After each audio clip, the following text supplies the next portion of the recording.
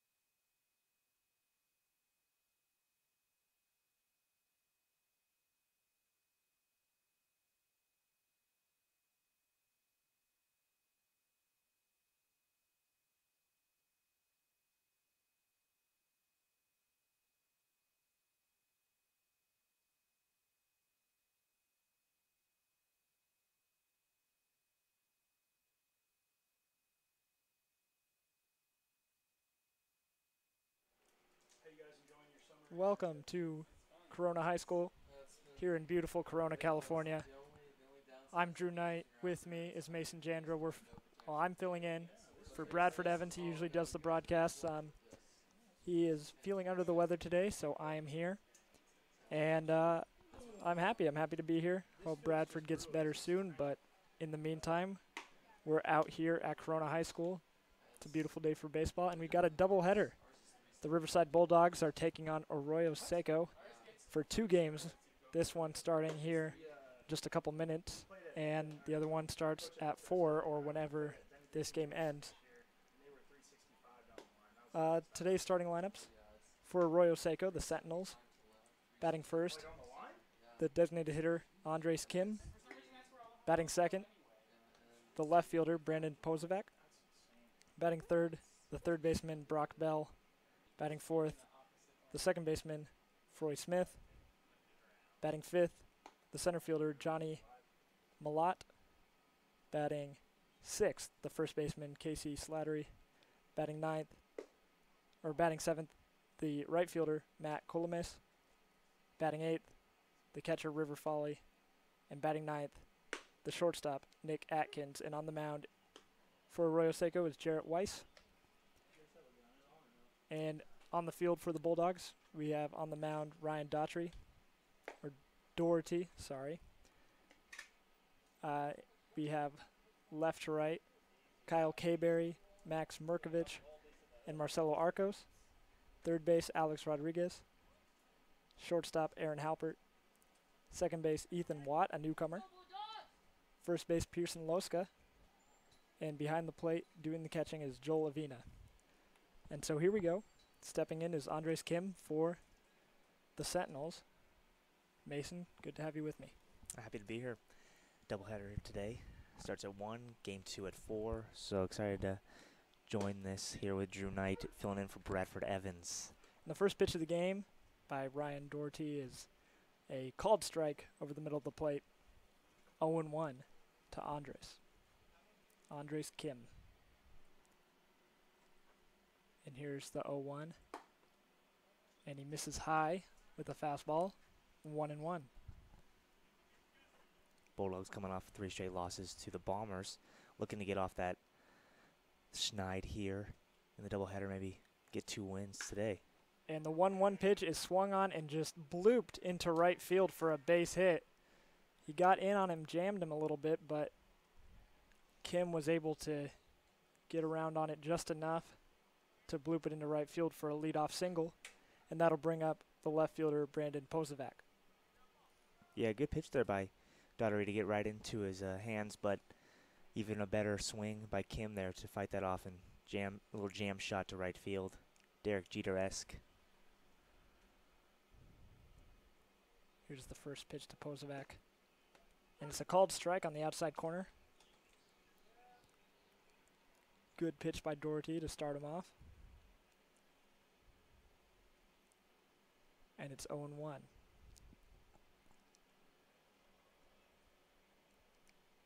Doherty comes set. Delivers. That ball misses low and inside. 1-1. All fastballs so far from Doherty. It was only 5 pitches into the game, but have yet to see any off speed. You're looking to get ahead here, getting 2 strikes in the count. Then he can go right after Pozovac and really get him swinging. Here comes the... Oh, and they got Kim caught in a rundown. He stepped off a little too early trying to steal a base, and Doherty stepped off. They got him in a little bit of a pickle, but throw him out at second base. He tries to slide in. And so a gifted out. Arroyo Seco making a base running blunder there.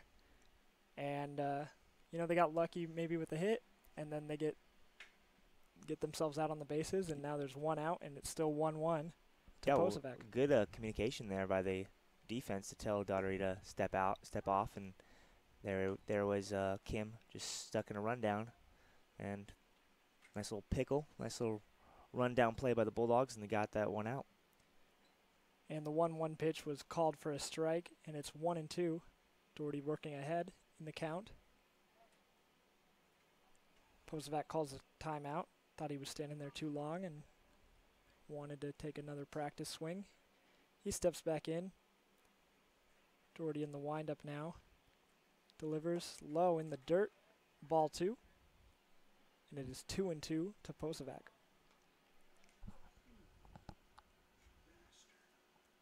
Yeah, Doherty here now after getting that out.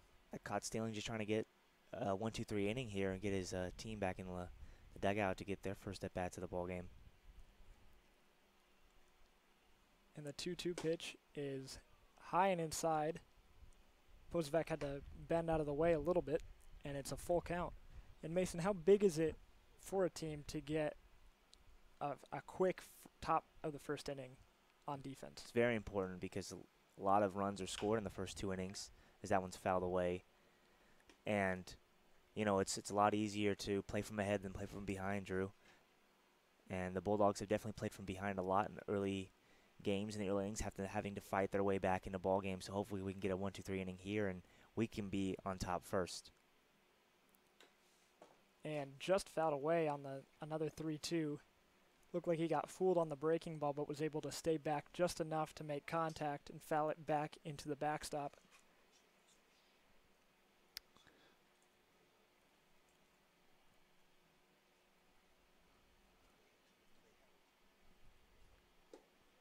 And that's ball 4. He missed inside on the 3-2 pitch, the third try on a 3-2 pitch, and Posevec takes a walk after a long at-bat, and that'll bring up Brock Bell, the third baseman. Yeah, I mean, that was a good at-bat by Posevec. Fought off some tough pitches. And now Brock Bell will be up, and let's see if Daugherty can get a ground ball double play here. And we have seen the Bulldogs turn numerous double plays this season. Pretty good at it. The first pitch is ball 1 in the dirt. Posevec acted like he was going to steal and only took a couple steps and then turned back towards first base. Just a bluff there, and it's 1-0 to Bell. Bell, the Cal State Northridge product. See, son. Second pitch is drilled into left center field. It's going way back, and it is gone for a home run. So after getting an out on the bases and giving up a walk, Daugherty gives up a 2-run home run to Brock Bell on a ball that was drilled to left center on a line. So not a cheap shot for Bell, and it's 2-0 here in the top of the first. Sentinels on top. Yeah, Bell put a charge into that one. But now Daugherty's got to get back on the mound and fight back here. He's got only 1 out in the inning. See if he can get 2 more right here, just 1-2 to get him back in the inning with just minimal damage, only 2 runs scored. Bulldogs scored 13 runs in their last game, so 2 runs should not be an issue for them. Froy Smith is now up to the plate. He takes high for ball 1. And, you know, Smith is a very common last name, but Froy is a first name I've never heard before. I like it, very original, Froy Smith. And the 1-0 pitch misses low in the dirt. 2-0 to Smith. It almost sounds like a Clark Kent name, like maybe it's a superhero, but his other name is Froy. I think, yeah, I mean, maybe, here's the 2-0. Just misses low, and it's 3-0. I think maybe his parents thought Smith was such an original, such an unoriginal name that they had to give him a really original first name. So we got Froy Smith now. The 3-0 misses again, so Daugherty lets him get away on 4 pitches. Yeah, 2 walks in the inning now. Daugherty's got Chris Joyce is going to go out there and talk to him. There's still 1 out in the inning, so Daugherty, with the guy on first, can still get a ground ball double play and get him out of this inning, but he's got to find the zone, work ahead of hitters here. He's fallen behind a couple. One kind of hurt him with that home run. He fell behind Beck, and Beck made him pay for it. So see if he can get a ground ball double play here to get him out of this top of the first. 2-0 here in the first inning. The Sentinels lead the Bulldogs. Chris Joyce skips off the mound back towards the dugout, but Pearson Loska and Joel Avina stayed out there with Daugherty. So good to see the teammates trying to give some words of encouragement here to get Daugherty to get him out of the inning, and that'll bring up Johnny Malott for the Sentinels. He's the center fielder today, so it might be hard to double him up, but a hard enough hit ball, certainly possible. He wears no batting gloves, old-fashioned up there, and the first pitch to him misses low for a ball.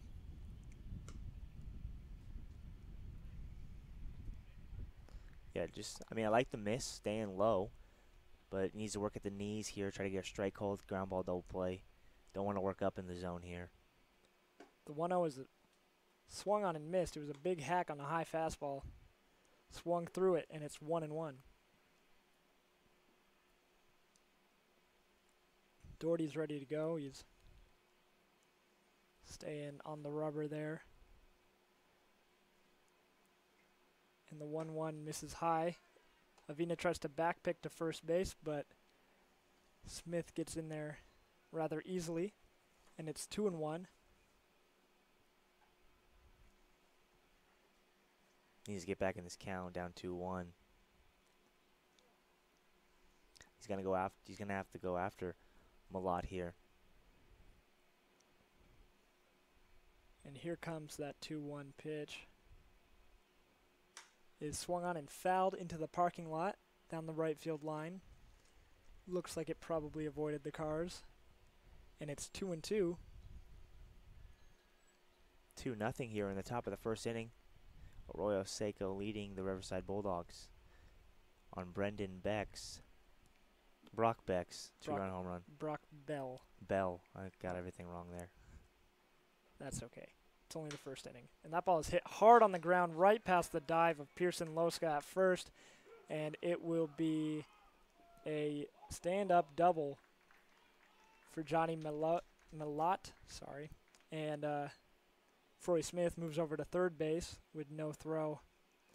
And so some tough luck. He got the hard ground ball, but it just squeaked right past the first base bag down the line for a double.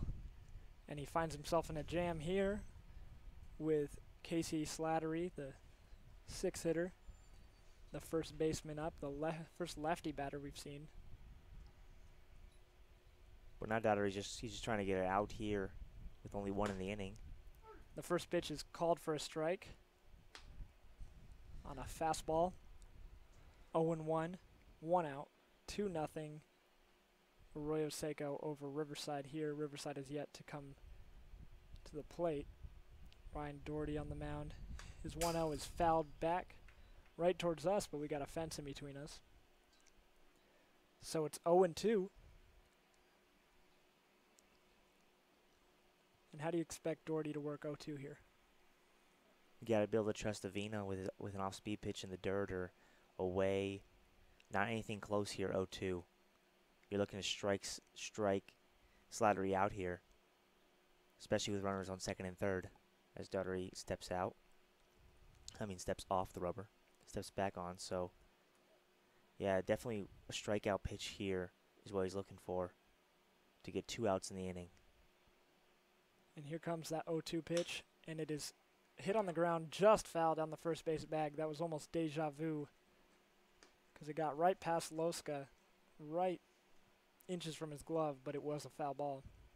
That was a good off-speed pitch.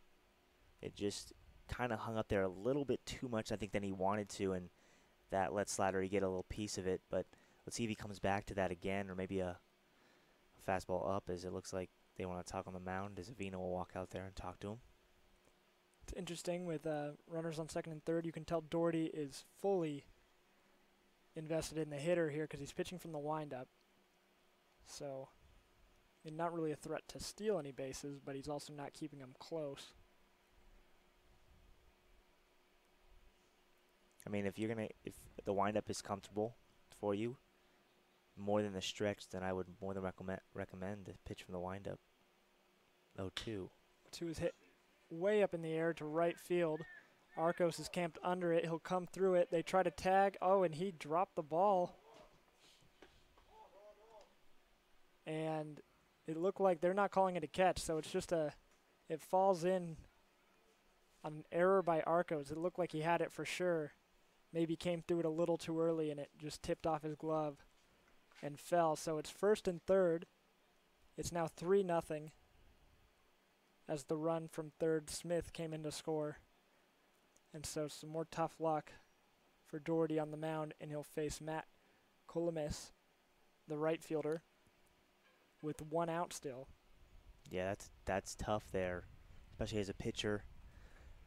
Fly ball, Arcos looked like he just tried to throw the ball before he caught it because there was a tag happening, but it looks like that he kind of got a little too ahead of himself there, Drew, as Columbus looks at ball one.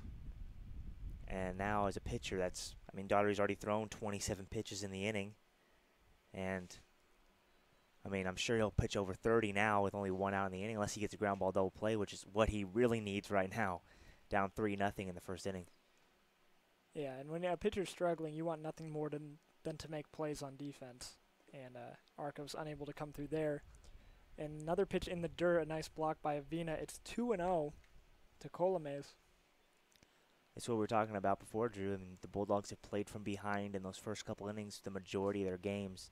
And it's really tough on an offense to play from behind every single game. So they're going to have to do it again here, down 3-0 in the first inning. In their last game against the SoCal Bombers, we saw them scratch and claw and almost get back into the game. Not quite enough. Here's the 2-0. It's chopped high on the ground to third, and it's a foul ball. It was bobbled anyways by the third baseman. That's Alex Rodriguez over there. Yeah, the Bombers, they're a different beast. They crushed the ball in that 3-game series, outscoring the Bulldogs 46-20. And in that third game, Riverside scored 13 runs. In any other game, you score 13 runs, you probably win, but the Bombers scored 17.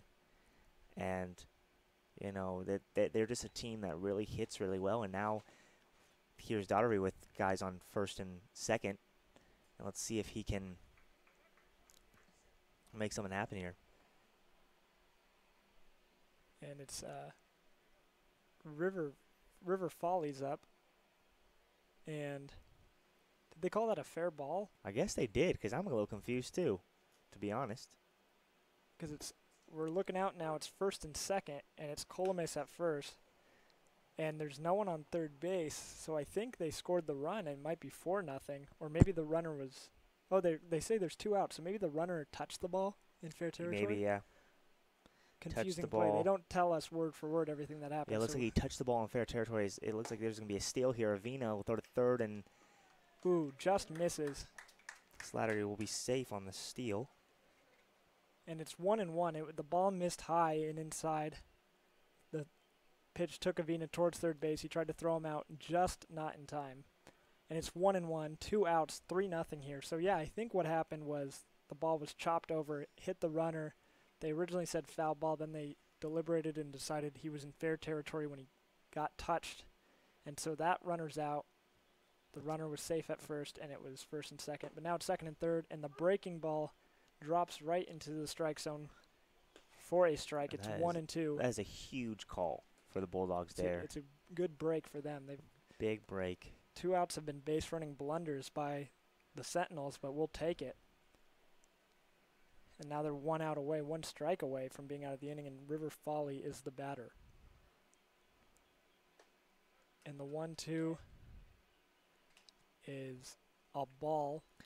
Folly thought about it, checked his swing, and they appealed to the on-field umpire, but he's standing over kind of in line with the shortstop. So yeah, not a really good angle for him to tell. I thought he went, honestly, but the umpire had a different call there. So 2-2, 2 outs, 3-0. Sentinels lead the Bulldogs here in the top of the first inning. And here comes the 2-2, and it's a swing and a miss on a high off-speed pitch. And so Daugherty gets out of the inning. 3 runs for the Sentinels on 3 hits. There was 1 error by Arcos in right field. We head to the bottom of the first inning. 3-0 Sentinels over the Bulldogs.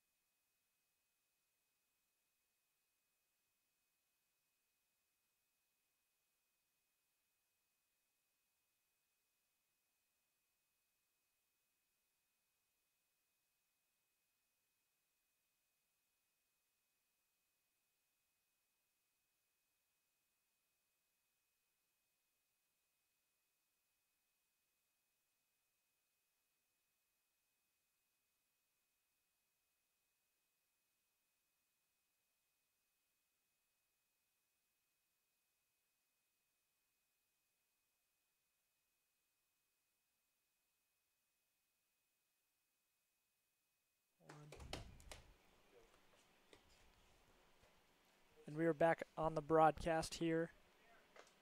Sccbl baseball action between the Riverside Bulldogs and the Arroyo Seco Sentinels.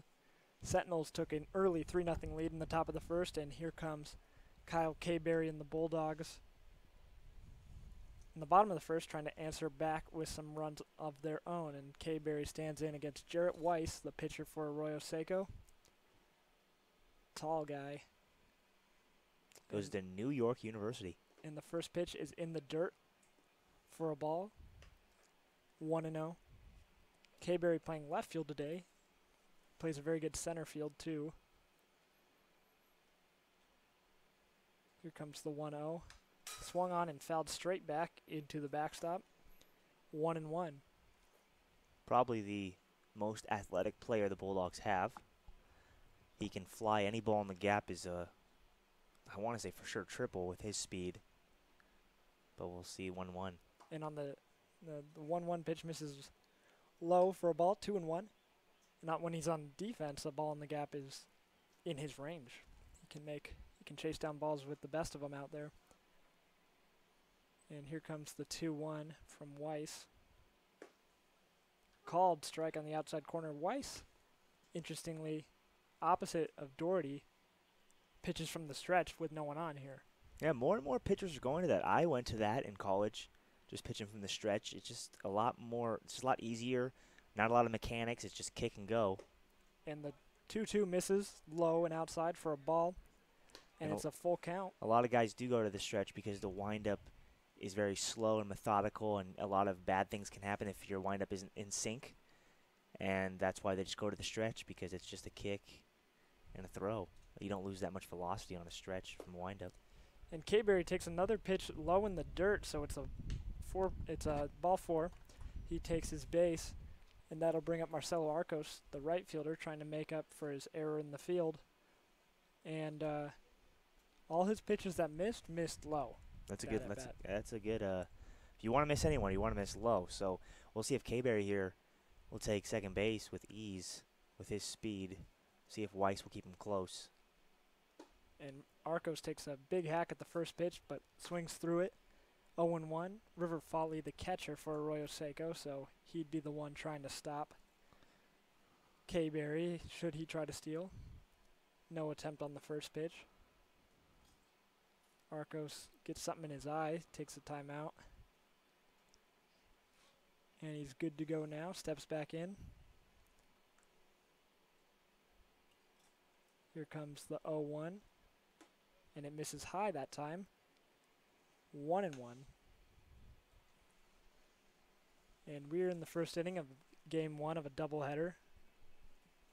Arroyo Seco Sentinels up 3-0 here early. And it's already pretty warm out here, so it could be a long day for anyone at the ballpark. And the 1-1 pitch misses low and outside. 2-1. And 97 degrees right now. Could reach triple digits later today. But thank God we're in this snack bar press box area here at Corona High School. We want to thank them for letting us have this for this doubleheader. Yeah, they really hook us up. One of the coaches was here helping us set up, and they even have a guy running the scoreboard for us, so they do a lot for us, and we appreciate it.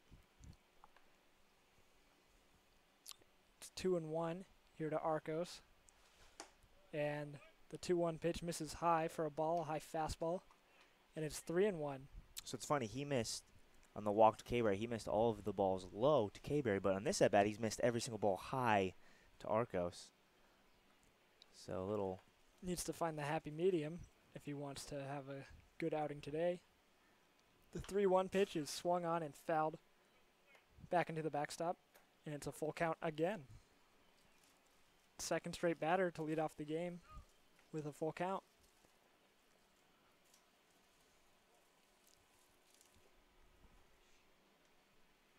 Three 3-0 here, bottom of the first inning. And he misses low in the dirt. It gets away from River Foley a little bit, but not an extra advance as Kayberry moves up to second and Arcos moves to first. So 2 base runners to start the game and no hits so far, and that'll bring up Pearson Loska, the first baseman, one of the big hitters here on the Bulldogs. He doesn't come to all the games, but when he does, he usually bats around 3 or 4 in the lineup. Talked to Chris Choice about Loska. He says probably their best hitter, or more or less a guy who just squares up the baseball with a wooden bat. So we'll see what he can do here with runners on first and second base. And he takes a big hack at the first one, fouls it. He was a little late. He hits the screen on the right field side, first base side, and it's 0-1. K-Berry on second. Arco's on first. 3-0 Sentinels on top, but no outs here with Loska up and 2 men on. And here comes the 0-1. And it's a high fastball, would have surely been a ball, but he swings through it. 0-2. Yeah, he saw that one and really just got a little, one of those high fastballs that looks so good to the eye, and turns out it was a ball and a swing and a miss. So here comes the 0-2 to Loska, and it's in the dirt. He takes that one, and it's 1-2. On deck is Max Merkovich, today's center fielder. I think the Bulldogs outfielders, they can all play any of the 3 positions. We've seen them all around there: Merkovich, Arcos, and K-Berry. And there's Jesse Villalobos, who literally plays every single position. He's on the bench today. And the 1-2 is fouled back, so a good battle. Loska. Yeah, let's see if Loska can battle back here with runners on first and second. The Bulldogs are nothing if not versatile, that's for sure. Got a lot of guys who... Well, they have to be with the small roster that they have, so they got a lot of guys who can play multiple positions, which is always good. And all these guys get a lot of playing time. The 1-2 is chopped up the middle, but slow enough that the shortstop is able to run over, catch it, tag the base at second, and throw on to first in time for a double play. So 2 outs, and K-Berry moves up to third. That'll bring up Max Merkovich. So an unfortunate break there. Loska battled a little bit and then chopped it up the middle, but he didn't hit it hard enough for a hit, and it turned into a double play. The shortstop is Nick Atkins. Made a fine play on that. Here comes Merkovich, and he takes ball 1 inside.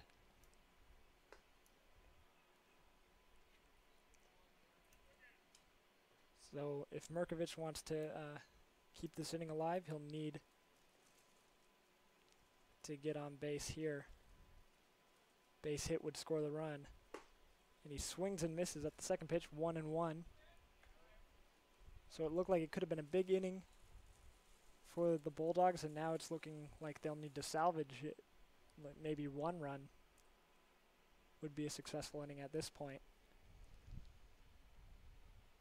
And that's the 1-1 is in the dirt for ball 2. Foley doing work back there, blocking all these, but Weiss has certainly stayed in the dirt this inning. Yeah, 2-out base hits are huge, especially 2-out RBIs, and we'll see if Merkovich can get one here. And he hits one hard, but right to the second baseman. He bobbles it, throws not in time.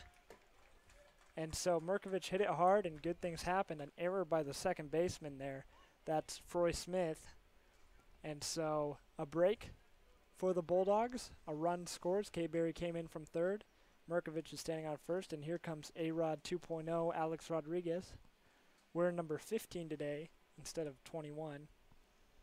Yeah, the ball was hit really hard by Merkovich and kind of just ate the second baseman up. And he'll get on with an error, but a run does score, so 3-1. And Alex Rodriguez takes a big hack at the first pitch, but swings through it. 0-1 to him. So still 0 hits for the Bulldogs, but they do have a run on the board. And Weiss has walked 2 in the inning, and we talk about all the time, walks kill, Drew. And Rodriguez swings and drills one to deep left field. See ya. Back goes the left fielder, and it is gone. And that will tie the game. Alex Rodriguez 2.0 with the bomb to left field, and Mason was calling it in the air. you could read the left fielder. He didn't look hopeful to catch that, and it just kept going over the scoreboard there. And Rodriguez will trot home, and that'll tie the game. It's 3-3 here in the bottom of the first, so that's huge for the Bulldogs. And here comes the catcher, Joel Lavina. But we haven't seen him answer exactly back with the team in a while, so that could be a big moral victory as well as a big 2-run home run for Rodriguez.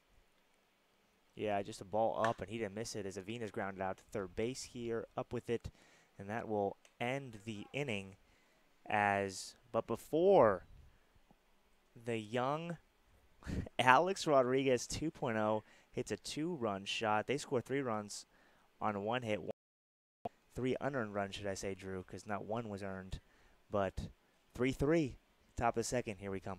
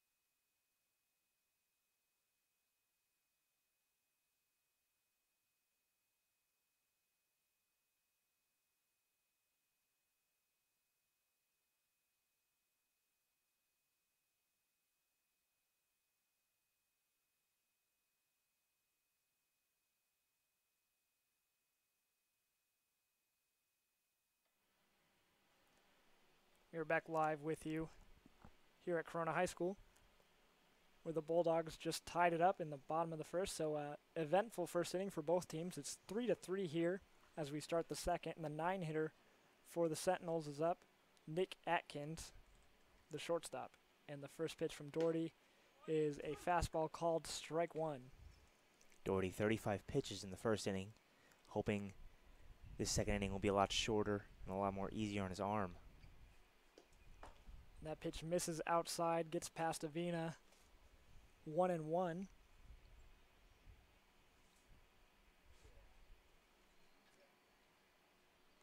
Here comes the 1-1. And it's popped up. Should be right to the shortstop Halpert, who makes the play. And there's a quick 1 out, which is what Doherty would want after a tough first inning, and that'll bring up the top lineup. Andres Kim got a bloop single his last time up, and then was thrown out on the bases in a pickle. Took off a little too early from first base, and Doherty stepped off and was able to get him out there. So a second chance for Kim, and here comes the first pitch, and it's a curveball that drops out of the strike zone for a ball. 1-0. See if Doherty can work ahead here. This fastball, though, strike. And that ball is drilled into the right center field gap. Arcos is on the run and makes the play. So he hit it on the nose, but Arcos was able to run over there and make the play in time. So 2 outs, 2 quick outs, and Brandon Posovac, the number 2 hitter, left fielder, will stand in with nobody on, 2 outs in a 3-3 ball game here. Yeah, Posovac really had a really good at-bat his last time out. Had a walk, but he saw about 8 pitches in that walk as he turns around to bunt. The drag bunt, it's a really nice bunt. Charging is Rodriguez, and he throws it on the run, barehand play in time, just in time to get Posovac. So a nice bunt and an even nicer play by the third baseman. After hitting the 2-run home run, he comes in and makes a great defensive play. And so a quick inning for Ryan Doherty. We head to the bottom of the second, still tied up at 3 runs apiece.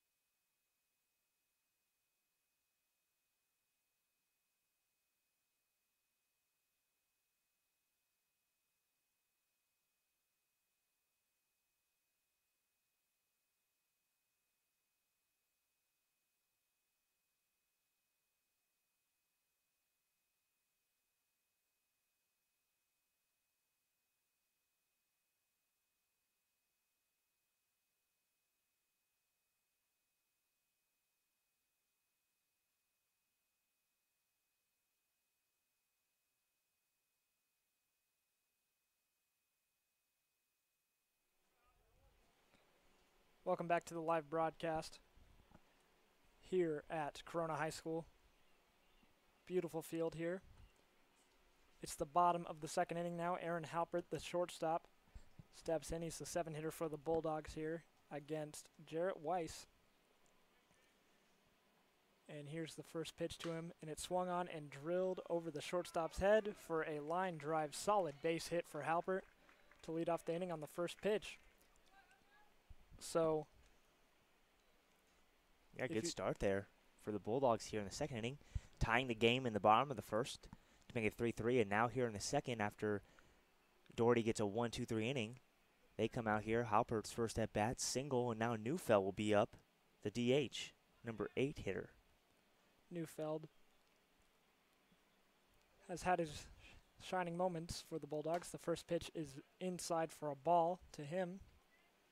He's played a great defense in the infield for the Bulldogs, getting a day off from the field today at the designated hitter position. Last time he saw Arroyo Seco, he had an absolute tank to left field.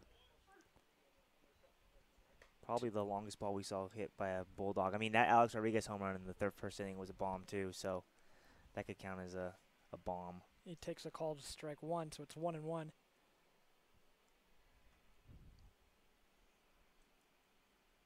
Weiss sets, delivers. Neufeld swings and fouls it off the very top of the backstop there. So that was headed for the parking lot. The backstop said not today, and it's 1-2.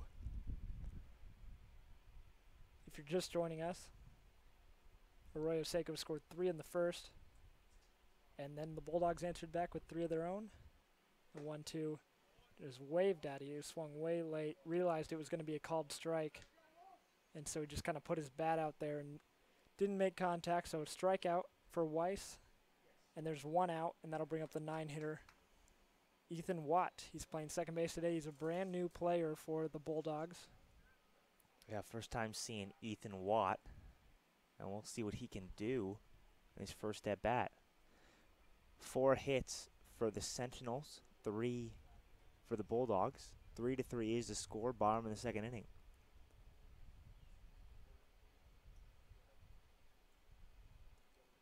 First pitch to Watt is swung on and missed. So it's 0-1. Watt, another guy who doesn't wear batting gloves. Kind of old-fashioned. And we're at number 27, so we have Vladdy Guerrero up. We'll see if he can hit a ball in the dirt. He swings through the second pitch, so it's 0-2 quickly to him. Stops to tie his shoe.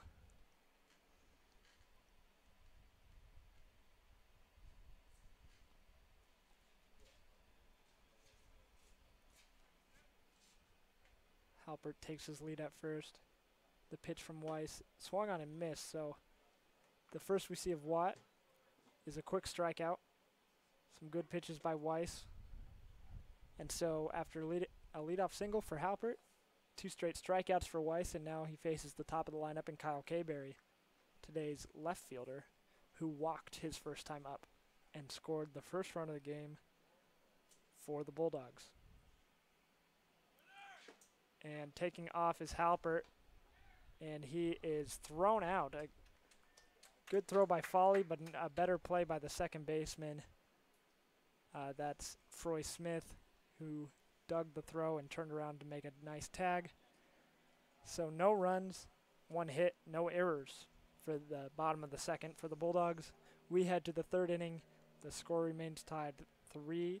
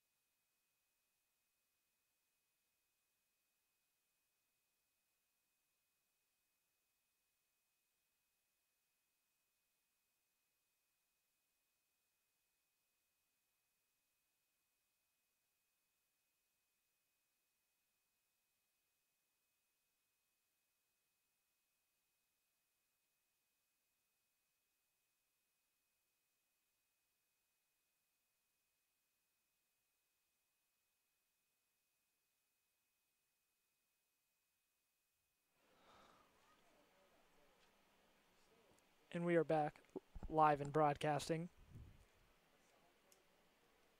And Brock Bell is leading off. He hit a home run his last at-bat. And Doherty's first pitch to him, first pitch of the third inning, is a called strike on the outside corner. 0-1. And here comes the 0-1 pitch. Just misses hitting Bell inside for a ball. Yeah, 2-run home run in the first inning by Bell. And it was a shot. It was not a cheap shot. And the 1-1 pitch just misses outside. Bell thought about swinging at it, held up, and it missed the corner. So it's 2-1. Doherty back on the mound. And that ball's lined hard, but right to the shortstop, Halpert. And so for the second straight at bat, Bell hits it right on the nose. That time it's right to someone. And if Halpert's not standing there, that might go all the way to the fence on a few hops. Yeah, so he smacked that one, line drive, but right to Halpert. And now it'll be Froy Smith up to the plate. He doubled last time. Walked. My mistake. He takes a ball, first pitch, 1-0.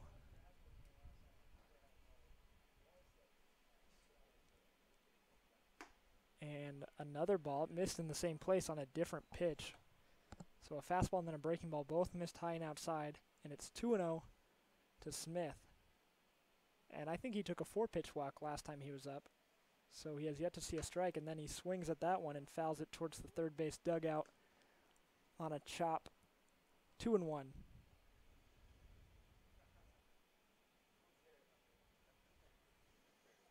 Doherty's really settled down here after the first inning with 4 straight outs. Let's see if he can get number 5 right here. That ball's chopped hard to the third base, down the third base line, but it just goes foul. 2-2, so 2 foul balls, 2 strikes. Doherty trying to have another quick inning. He had a rough first, some walks, an error, and then some hits, obviously. Here's the 2-2, swung on and fouled straight back. So the count remains 2-2. Then the third inning came out, and got 3 outs on just 9 pitches with no one reaching base. So he's trying to do something like that again. He was able to get the first out. Even though there was solid contact, it's an out in the scorebook. And so here comes another 2-2. That ball misses high. So it's a full count to Smith. Troy Smith, he made the tag to end the inning for the Bulldogs. In the bottom of the second, it was Halpert trying to steal, and Smith made a nice tag on him. And he swings and misses at a high and outside fastball. Would have been probably ball 4, but instead it's strike 3. So 2 outs here in the top of the third in a 3-3 ball game. That'll bring up Johnny Malat. Yeah, another pitch up in the zone. Looks good to his eye, but it turned out to be a swing and a miss at a ball out of the zone. And a good pitch there by Doherty to trying to get him chasing, and he does. Now Malat, he doubled his first time. And he takes the ball in the dirt for the first pitch. It's 1-0.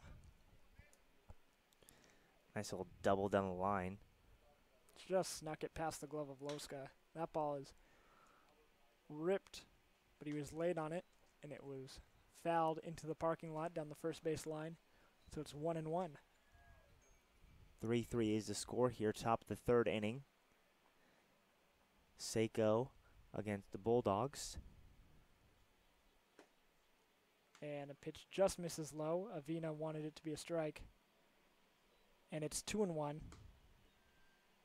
Avina taking his time. He's not happy with the call. And Malat steps back in with a 2-1 count. Here comes Doherty's pitch. Swung on and missed. 2-2. A nice breaking ball there.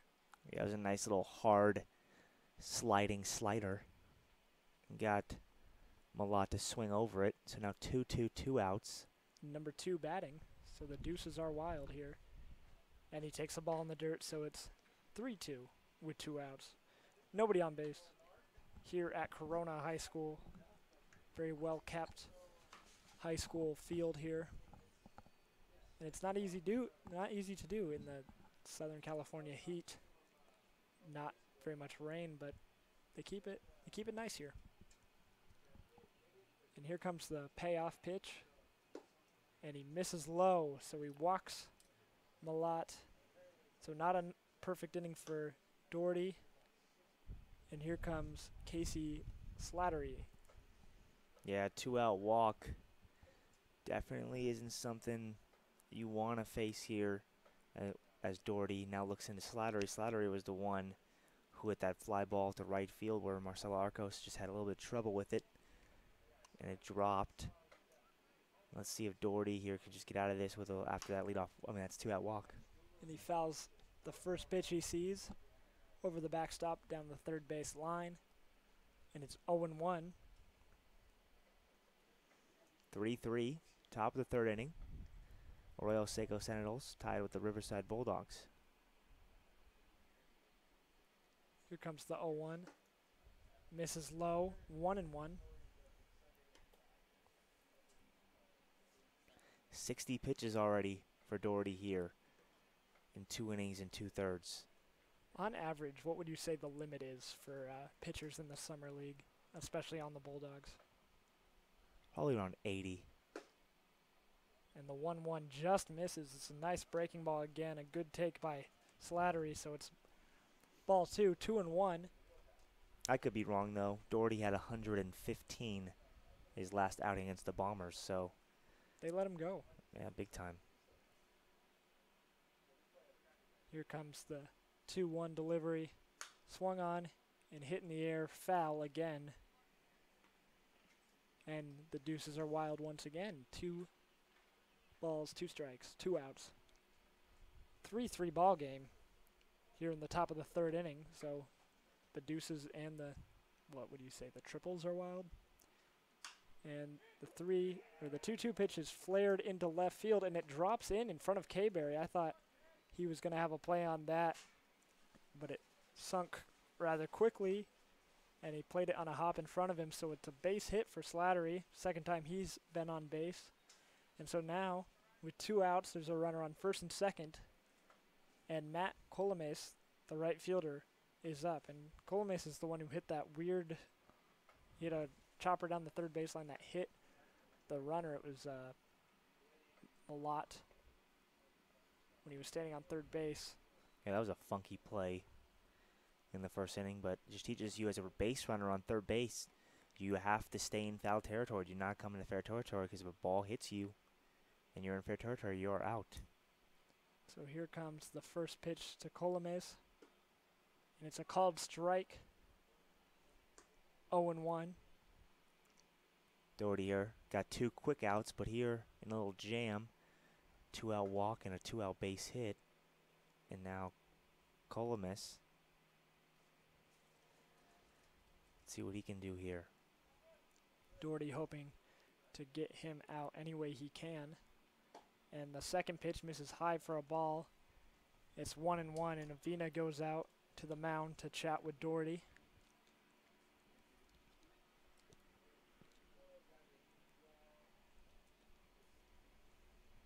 (3-3) is the score here, top of the third inning. Runners on first and second for Arroyo Seco. They are hitting. On deck is River Folly, the catcher. Doherty hoping it doesn't come to that point. 1-1 count. 2 outs. 3-3 game. Matt Colomes up.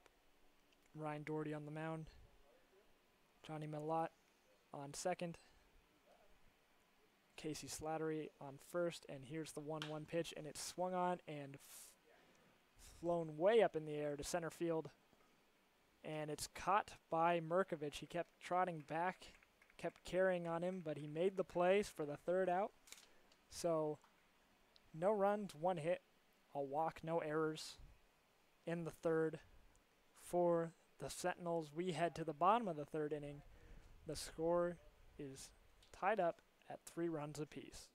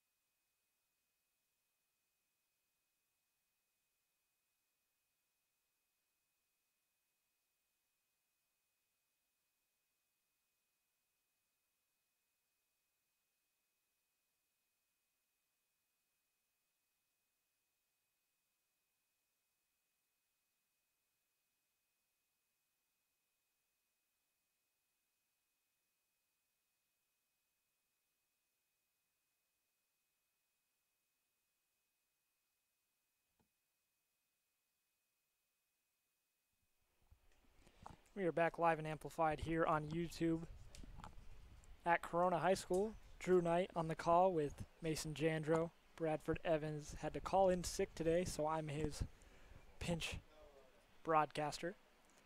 And Kyle Kayberry will lead off the bottom of the third for the Riverside Bulldogs. It's a 3-3 ball game.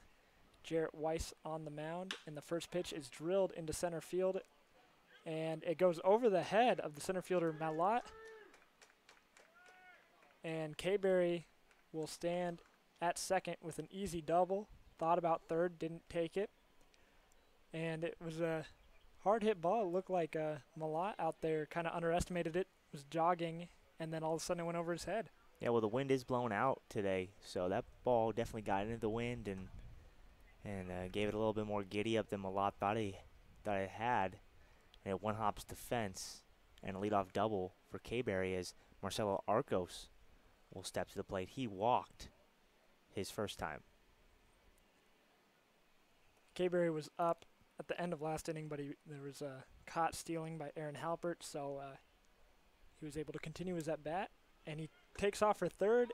The throw is not in time. He slides in safely on a close play. It's always a tricky thing to steal third, and K-Berry does it with his Juan Pierre-esque speed, and it's 0-1 to Arcos. It was a called strike, but now that runner is 90 feet closer, standing at third base. That's the go-ahead run. The infield corners are in, but the middle is back, and that ball's in the dirt. A good block by Foley to keep K-Berry at third, and it's 1-1. Yeah, it looks like third base is just playing in. First base is back, so a ground ball anywhere except to the pitcher at third base will probably score K-Berry easily. Maybe not a pop fly, so hopefully Arcos can either hit a ball hard on the ground or hit a deep fly ball to give the Bulldogs a lead. Or even a base hit. Takes a better. big swing at that one and misses, so it's 1-2. Looked like he maybe got fooled by a bit of an off-speed pitch. 1-2. Nobody out here in this inning, and a man standing on third base. So here's 1-2 right here. Let's see if he can just get a choke up, battle, get a ground ball. And he swings and tips it into the catcher's mitt. So it's a strikeout. And so 1 out, man remains on third base, and that'll bring up Pearson Loska. Loska grounded into a double play last time, but if he hits that same ball again, it'll score a run in this situation. That run, it would be very nice for the Bulldogs to go ahead here in the third inning with Doherty on a roll on the mound. Loska takes a called first strike. He thought about swinging and watched it go by for strike one. 3-3, bottom of the third inning. Kyle K-Berry on third base. Loska just looking to put a ball in play, score a run. And he swings and makes contact that time, but he fouls it over the backstop down the first base line, and he's facing an 0-2 count. And Jarrett Weiss would like nothing more than a strikeout right here. Let's see if Loska can battle, put the ball in play. And he reaches out and fouls it off to stay alive there. Yeah, I really like what Weiss is doing here. He's going right after these guys. Lead off double, and then a stolen base, so pretty much lead off triple. And no hold up here, going straight after these Bulldog hitters with fastballs, and not shying away from any opponent. And Loska swings and misses at a high fastball out of the strike zone.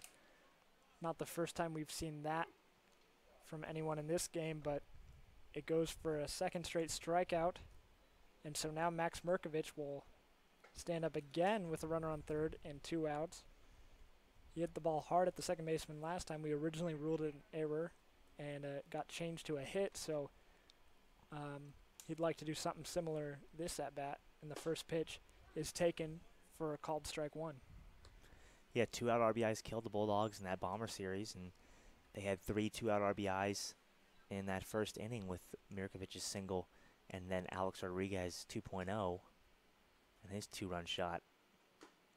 And another swing and a foul tip into the catcher's mitt, so it's 0-2, and Weiss is 1 pitch away from getting out of this unscathed. Mirkovich chokes up on the bat. He'd love to get a base hit here and drive in his teammate K-Berry to give the Bulldogs the lead. Here comes the pitch. Misses high with the fastball. Mirkovich looks like he didn't even think about swinging, so good take there for Mirkovich, and it's 1-2. Smart pitch, though, there by Weiss, 0-2. Tries to get him chasing. He got Loska to chase upstairs. Maybe he could get Mirkovich, but Mirkovich a little bit smarter, more disciplined. And another good take by Mirkovich. That ball misses outside. And it's 2-2 with 2 outs. And Mirkovich has worked himself into a little bit more of a favorable count with 2 balls and 2 strikes. Still looking to battle. Still choked up on the bat.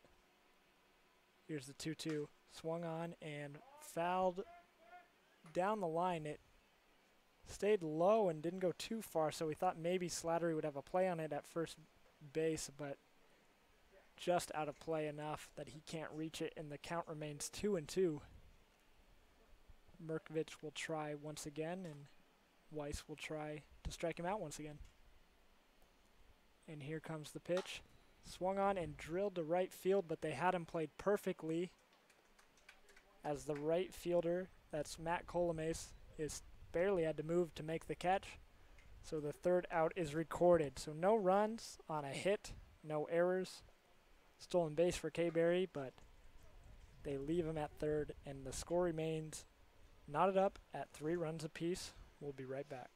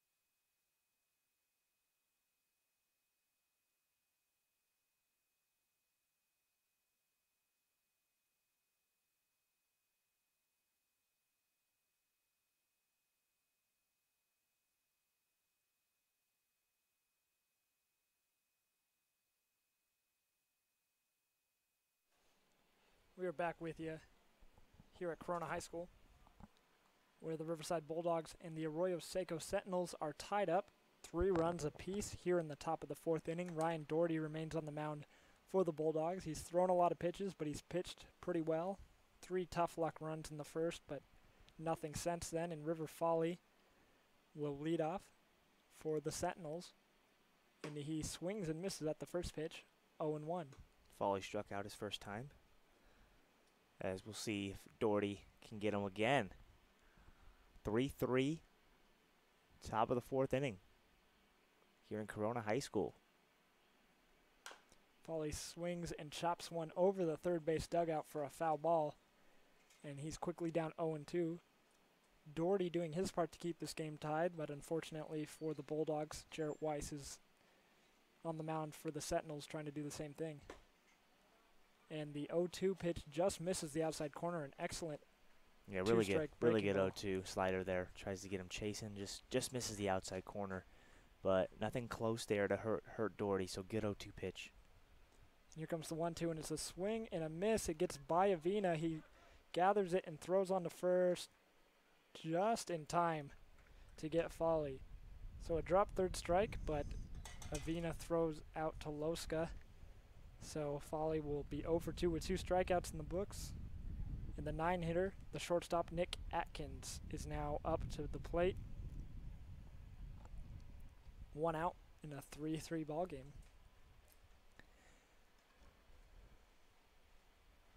The first pitch is looped into left field over the head of Halpert in front of K-Berry for a base hit, very similar to Aaron Halpert's hit from a couple innings ago.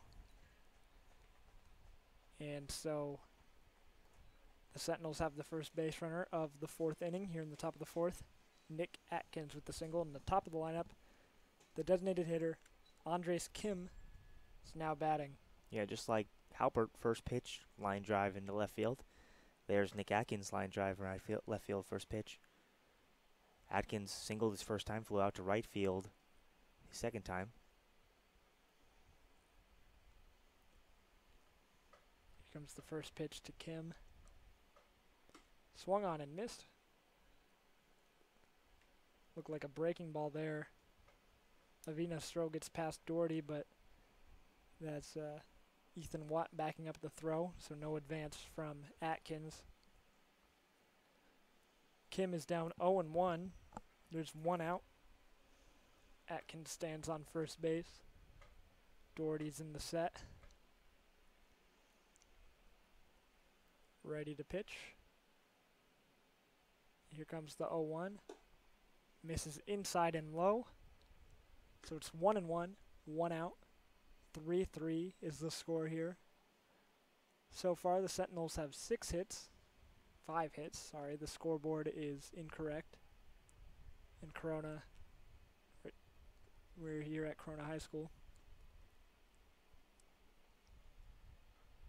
Here comes the 1-1. It's chopped. The runner was going, so Halpert will throw to first, and the throw is high. Takes Loska off the bag, so everybody's safe. Atkins safe at second because he was stealing. They had no play there. And Kim is safe at first because of the throw by Halpert. So that will be an E6. Loska hopped up and tried to get back on the bag, but was unable to do so in time. And so Brandon Posovac will now bat. Yeah, not an ideal air there, especially with the top of the lineup looming for Arroyo Seco as the number 2 hitter now. Posovic's up, and see what Doherty can do. Just get another ground ball, get a double play, and get out of this inning. Still only 1 out. And the first pitch misses for a ball. Posovac tried to call timeout before the pitch, was unable to do so in time, but took a ball nonetheless. And it's 1-0, 1 out. Runners on first and second. Doherty would like nothing more than a ground ball double play here, but not the easiest runners to do so with. And Posovac takes the second pitch and flies it deep down the right field line for a foul ball. And it's 1-1. Posovac walked his first time. Lined out. Second time.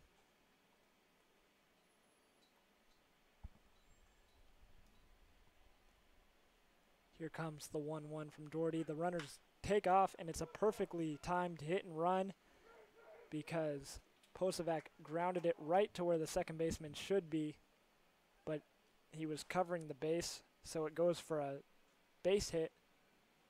The runner Atkins scores from second. The runner Kim advances to third. Posovac stands at first. There's still 1 out, and now it is a 4-3 ball game. Arroyo Seco Sentinels taking the lead over the Riverside Bulldogs. And now looming is Brock Bell, who hit a home run in the first inning and hit a scorching line drive, his second at bat, right to Aaron Halpert. So not a guy you want up. There's a steal there by Posovac, but Bell fouls it away. Yeah, so they are now not being shy about running, taking off for a second straight pitch, but the ball was fouled back, so Posovac will have to go back to first base, and Brock Bell stands back in. Doherty has the ball. It's 0-1. And once again, he'll take a hard ground ball for a double play. And here comes the 1 pitch. Check swing, but he did not swing, so it's a ball low, 1-1.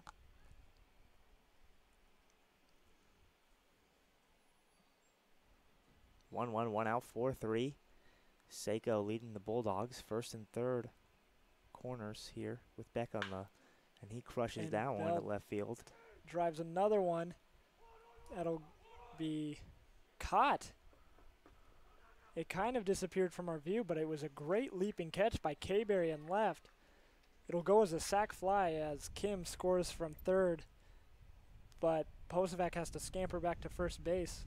And a great catch by K-Berry in left. And that's the 3rd straight time Bell has hit the ball in the nose.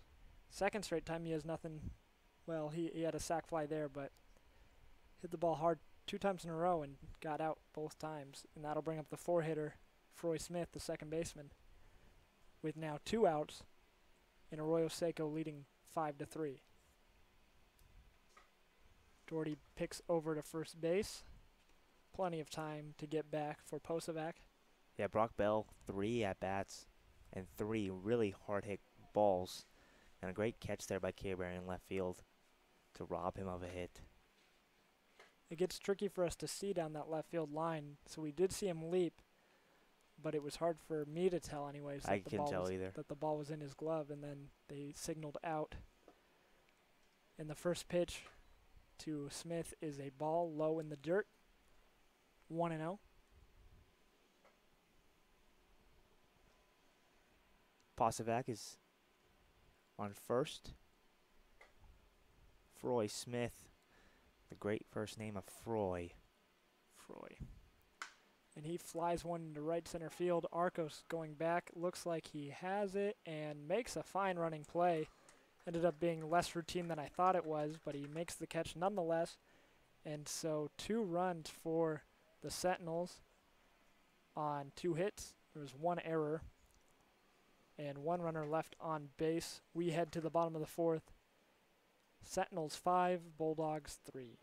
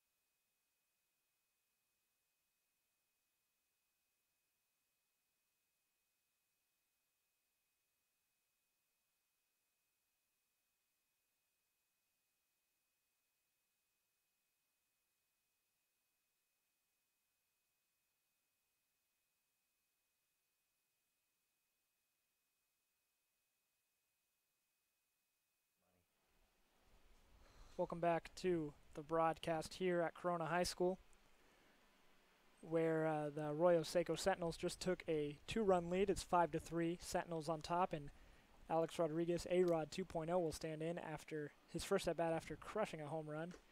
And he takes another big hack and foul tips it for strike 1. 2 different tales here of pitchers. Jarrett Weiss, only 48 pitches thrown. Ryan Doherty, 83. Here in the bottom of the 4th inning, through 4 innings, 83 pitches is not the best. A-Rod 2.0 takes another big hack, but misses it that time. It's 0-2. And he had a towering blast his first time up. He also made a fine play at third base, coming in and barehanding a drag bunt attempt. Here comes the 0-2 pitch, swung on and fouled into the parking lot. So it remains 0-2. And, you know, if you didn't tell me the pitch count, they're not pitching too much differently as far as, you know, doing well or doing poorly.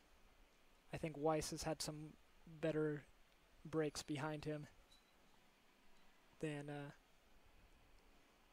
Doherty has, but nonetheless, and there's the 3rd strike to A-Rod. He swings through a high fastball and misses it. So that's the first out of the inning. Yeah, Doherty has just gotten a lot of deep counts, a lot of 3-2s, and then not only 3-2 counts, but people with 3-2 counts then fell off 3 or 4 pitches on top of that, which will definitely make a pitch count run up as Joel Avina will walk to the plate. Here he grounded out to third base his first time. He takes a called strike on a breaking ball. Tried to check his swing. It didn't matter. It was called a strike anyways. It's 0-1 with 1 out here. Bulldogs trailing the Sentinels 5-3. Here comes the 0-1 pitch. And it's another called strike. Avina jumped back like it was an inside pitch, but the umpire wasn't having any of that. Calls a strike on him anyways, and it's 0-2. Yeah, didn't think that was a strike, but umpire had different thoughts. So now 0-2, Avina's got a battle. And there's a called strike 3. And Avina is not happy with the umpire there, and he's the catcher, so he might have more to say about that later. So 3 pitches, no swings, but a strikeout nonetheless. And that'll bring up Aaron Halpert. Had a base hit to left his last time up. And he's standing in with nobody on and 2 outs with a 2-run deficit. Yeah, Weiss still hasn't thrown a ball in the inning. There's one foul ball by A-Rod. That's the only. Non-looked at strike or swung at missed strike. Yeah. But another strike there, 0-1 to Halpert. So 8 pitches and 8 strikes here for Weiss. That's one way to keep your pitch count low. And there's another called strike on the outside corner. And the Bulldogs aren't loving these calls necessarily. We'll see if they go our way in the future. But for now, Halpert is down 0-2, and he'll have to protect here with 2 outs and nobody on. Here comes the 0-2 pitch. Swung on and fouled into the backstop. And so still no balls pitched this inning.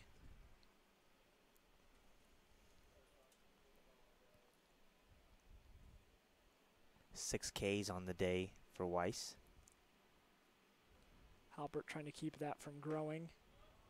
And he checks his swing, and it does miss just outside for a ball. I thought possibly he'd get rung up there, but he doesn't. And it's 1-2, 2 outs. Halpert at the plate. Jarrett Weiss on the mound. 6 hits for the Sentinels, 4 for the Bulldogs. And Halpert fouls another one into the parking lot. Watch out if you're parked over there. Hit a car. Just the top of a car. On the bounce or? On the bounce. Okay, that's better than on the fly, but still, you never want a baseball hitting your car. Here comes the 1-2. And a swing and a miss. He got fooled on a breaking ball there. And so a great inning for Weiss, not a great inning for the Bulldogs. No runs, no hits, no errors. 3 strikeouts for Weiss. We head to the top of the 5th inning. Arroyo Seco Sentinels 5, Riverside Bulldogs 3.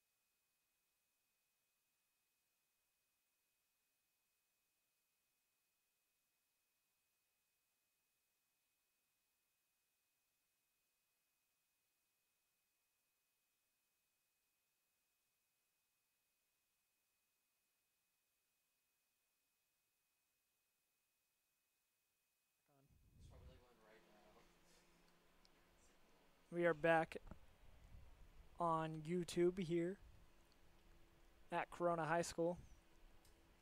It is 5-3, Arroyo Seco leading the Riverside Bulldogs.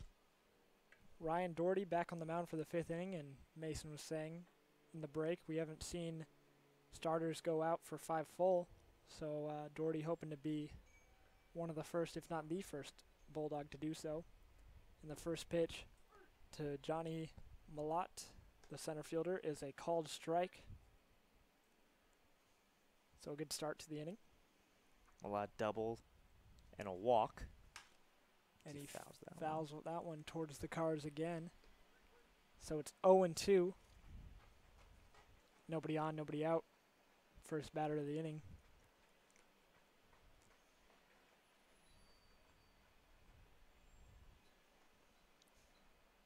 Malott chokes up on the bat, facing an 0-2 count. Doherty winds and delivers just inside for a ball.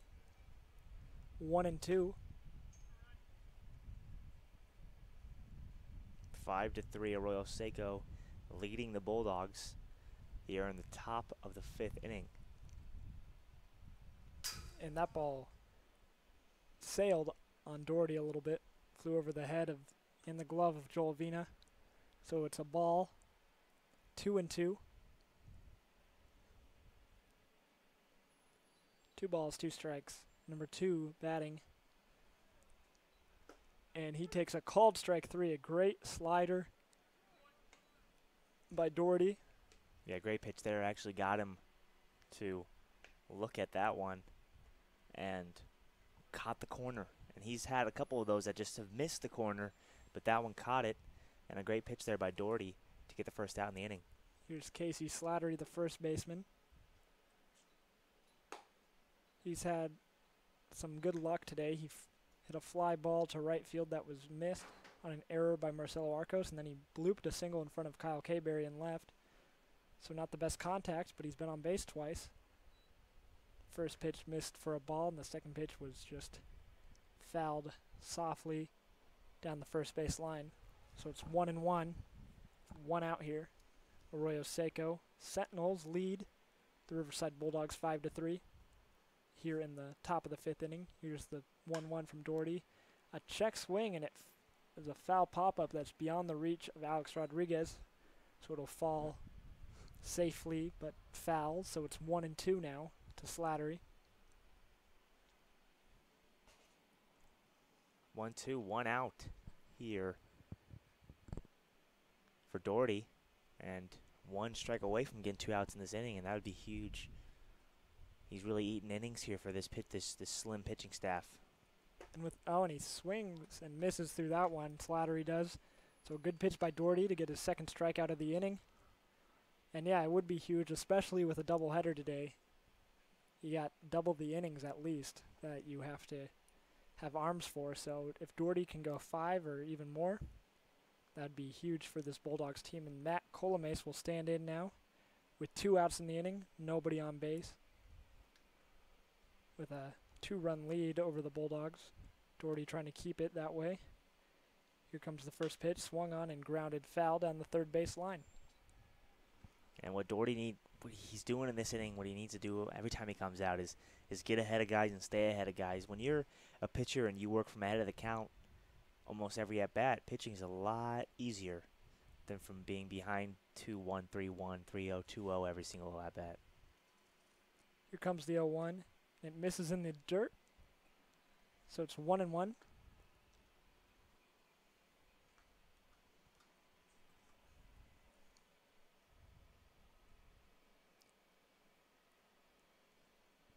Here comes the 1-1 pitch. And that misses again low. So it's 2-1. Doherty would really like to get Colomace here and finish 5 innings. That would be huge for the Bulldogs, as we were saying. And here comes the 2-1. A beautiful slider called for a strike. No swing by Colomace, and now it's 2-2 with 2 outs. Yeah, and as a pitcher, when you can throw multiple pitches for strikes, you're very deceptive. Not only can you throw a fastball for a strike, but Doherty's been able to throw that slider, the 2-2 pitch. That ball is grounded hard to the second baseman. That's the newcomer, Watt, and he throws on to first for the out. So a 1-2-3 inning for Doherty. He gets through 5. No runs, no hits, no errors that inning. Sentinels remain on top 5-3 as we head to the bottom of the 5th.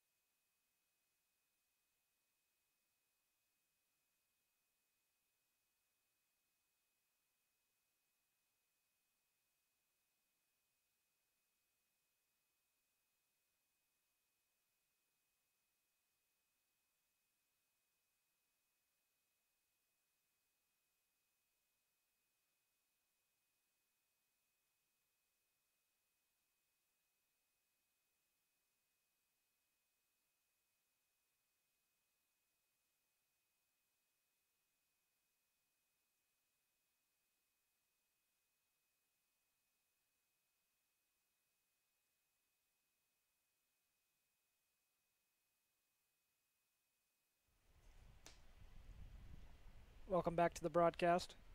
We are here at Corona High School. It's a warm day, sunny day, a good day for playing ball. And it is 5-3, Arroyo Seco Sentinels on top. Jarrett Weiss remains on the mound with the lead.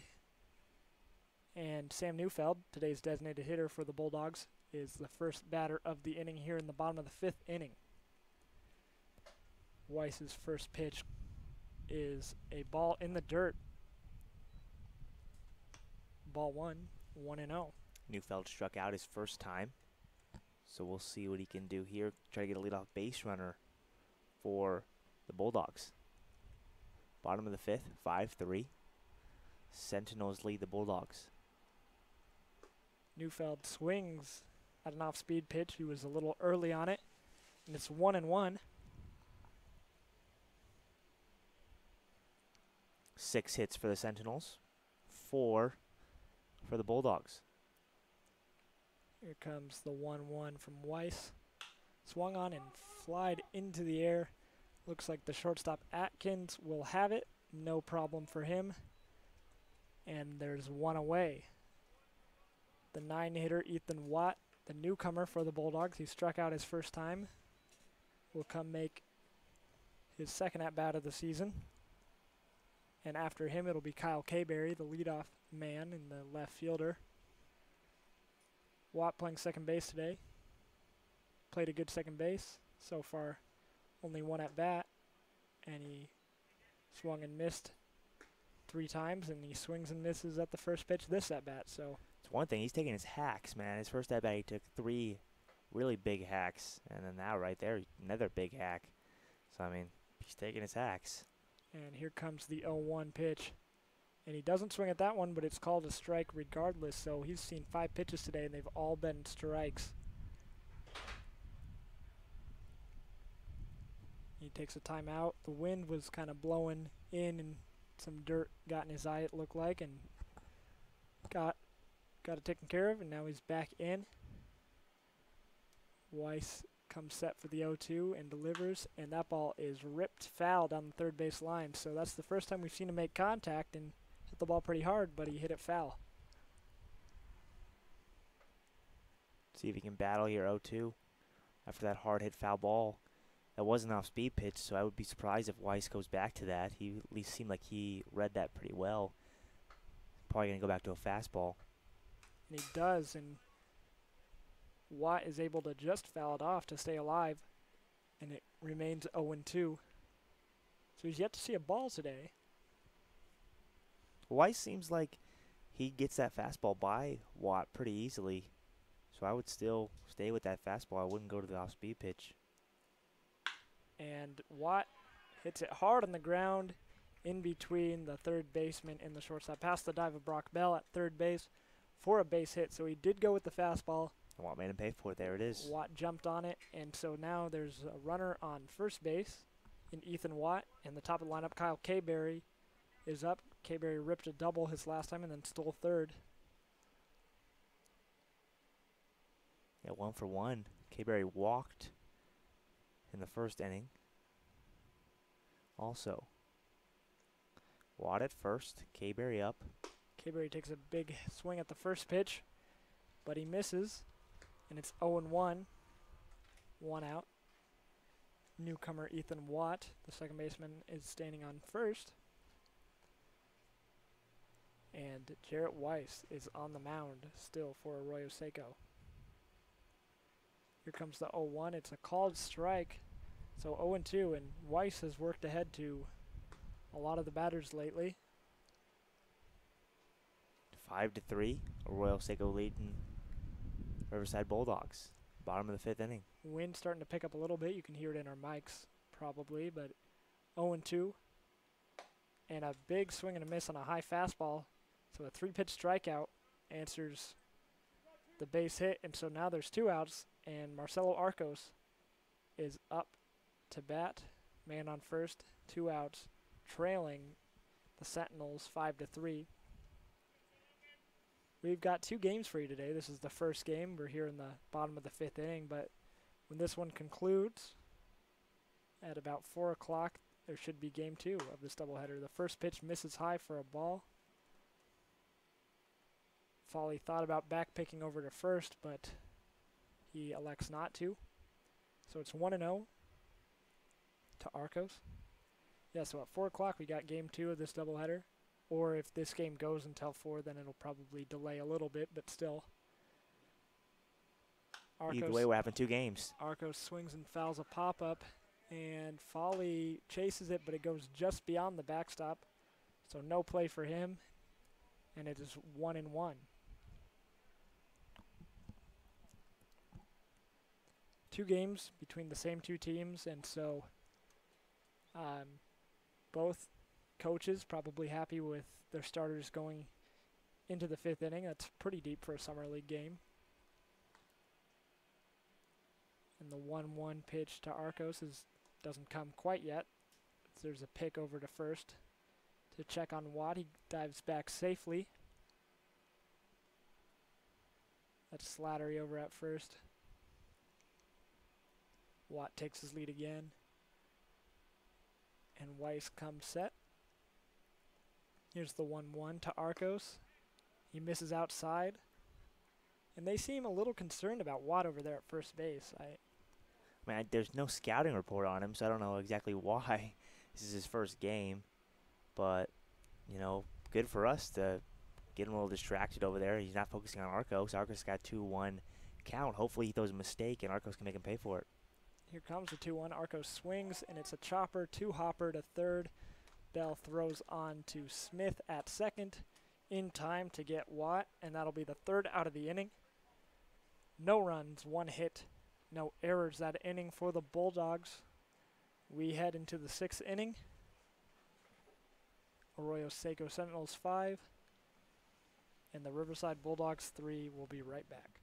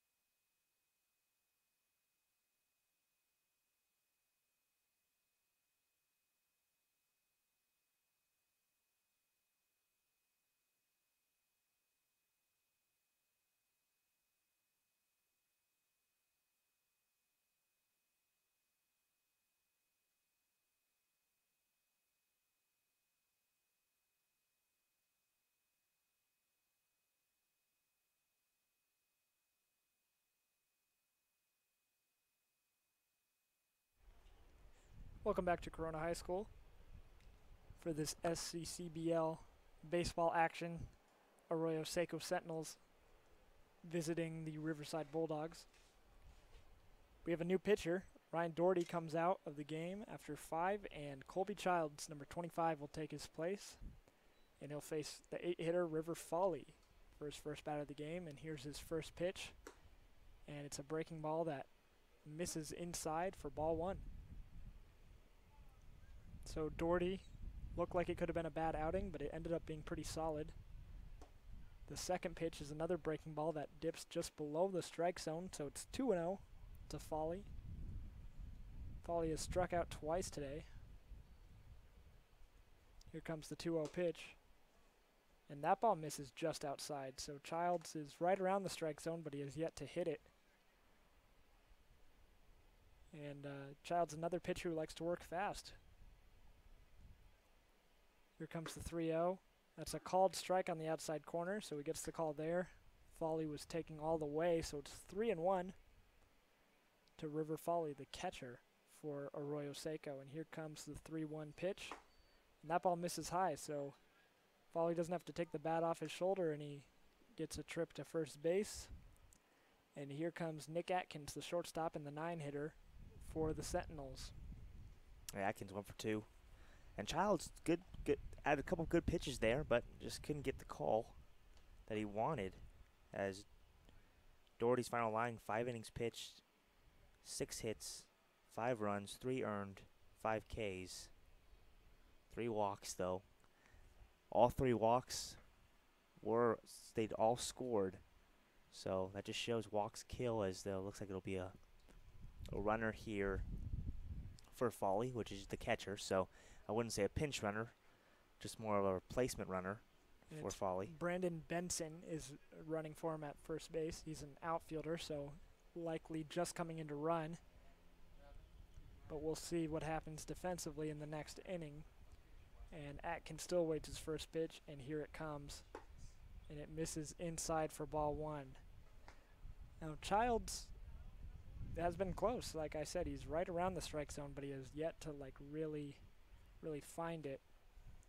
And there's a back pick to first base. Benson dives back rather easily. I think he'll take a bigger lead now, after he realizes how close he was to the base. And there's a 1-0 count. 5-3 lead for Arroyo Seco, and here comes the 1-0. It's a big swing and a miss by Atkins. He's a fairly little guy compared to his teammates, but took a big hack there. Singled last time, looking to do it again here. Childs on their hand, looking for a double play. And that ball is swung on and flied as the runner was going. It's flied to left center field, a long run for K-Berry, and he makes the play, a great running catch. That was kind of in no man's land. It was flied up high in the air, so hopefully it would have been caught, but it was right in the gap that K-Berry had to run a long way to make the play. Made a fine basket catch on the run, and Benson has to stay at first, and Atkins has a long fly ball with nothing to show for it.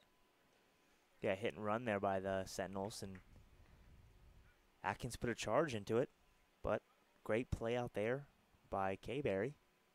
And now it'll be back to the top of the lineup. Andres Kim. With Andres Kim, who's 1 for 3 today.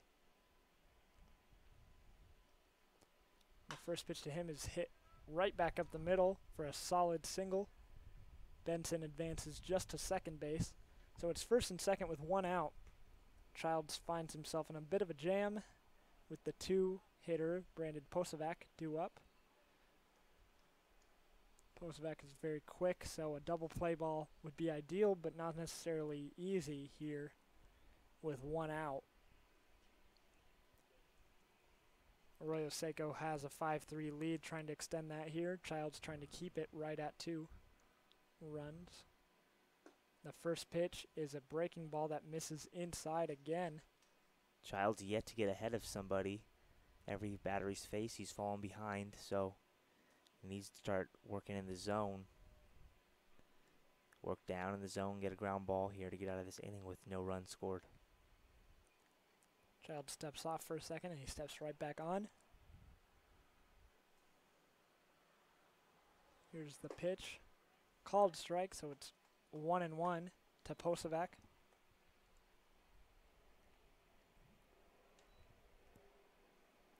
One out, 5-3, Arroyo Seco leading the Riverside Bulldogs. Top of the 6th inning here in game 1 of a doubleheader today, Corona High School. And there's another solid hit up the middle that was on the ground. And Benson, the pitch runner, will score from second base, so they take a 6-3 lead. Childs still only 1 out. Runners on first and second now, and Brock Bell, the most dangerous hitter so far today for Arroyo Seco. He's only 1 for 2, but he also has a sac fly that was hit hard on the line and a line out that was hit hard on the line, and his 1 hit was a bomb home run, a hard line drive in the gap that just kept carrying over the left center field fence. First pitch to him misses low for a ball. The Cal State University of Northridge product has really hit the ball well today. And with 1 out and runners on first and second, he's looking to do more damage here. Here comes the 1-0 pitch, and it's fouled into the parking lot. 1-1. He looked like he was swinging for another home run there. Didn't quite get right on that ball, so he hit a foul. 6-3 is the score. Arroyo Seco leading Riverside.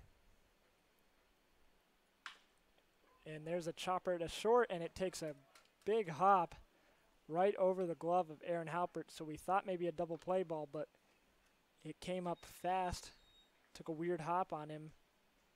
And what do you say? That's a base hit or an error? That's tough because it took a pretty crappy hop on Halpert there at shortstop. So, but I'm gonna you probably have to give it an error because the ball wasn't hit very hard and it kind of tipped off his glove. And I guess if that ball bounces over his head and he has no part of it, then that's obviously a base hit. But it did take a bad bounce, but bad hops happen and they're still called as errors. Runners take off there, and the ball is thrown almost away. A nice play by Rodriguez at third to keep it in the infield. And so now it's second and third, 1 out. A run scored on that last error, so it is 7-3. Bell is standing at second base. Posovac is standing at third base, and Froy Smith is up facing an 0-1 count, and the infield starts to come in here with only 1 out in the inning. And the 0-1 pitch misses for a ball to Smith. Froy Smith. Froy Smith goes to Hawaii Pacific University, and he looks as if he could be Hawaiian. I'm not sure if he is. And that pitch misses and gets by Avina, but no advance from the runners. He got to it quick enough, and Childs covered home. So it just goes as a ball. It's 2-1 to Smith. 1 out. Now a 7-3 lead for Arroyo Seco, and they're knocking on the door for a couple more runs again. 3 errors on the day for the Bulldogs. Errors happen. And They also hurt. Smith flies the 2-1 pitch into the parking lot. So now it's 2-2. Childs trying to do his best to keep it at 7-3. It's given up 2 runs so far this inning. One of them was unearned.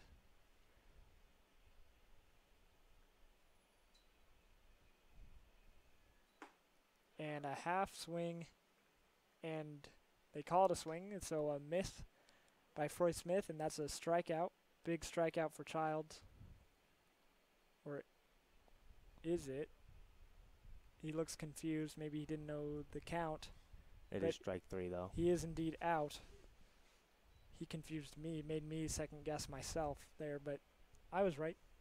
It was strike 3. And so now the 5th hitter, center fielder Johnny Malott, is up. And there's 2 outs, second and third for Arroyo Seco, and Childs really wants to get Malott here to limit the damage. 7-3. And the first pitch is a breaking ball that he finally gets for a strike on the first pitch. 2 runs have already scored here in the top of the 6th inning for Arroyo Seco. So 0-1. Johnny Malott is up. And that pitch is drilled, but right to Pearson Loska at first base. So hard contact, doesn't bounce in the way of Arroyo Seco, and it goes right into the glove of Loska. That's 2 runs on 2 hits and an error for the Sentinels in that inning. They take a 7-3 lead as we head to the bottom of the 6th inning.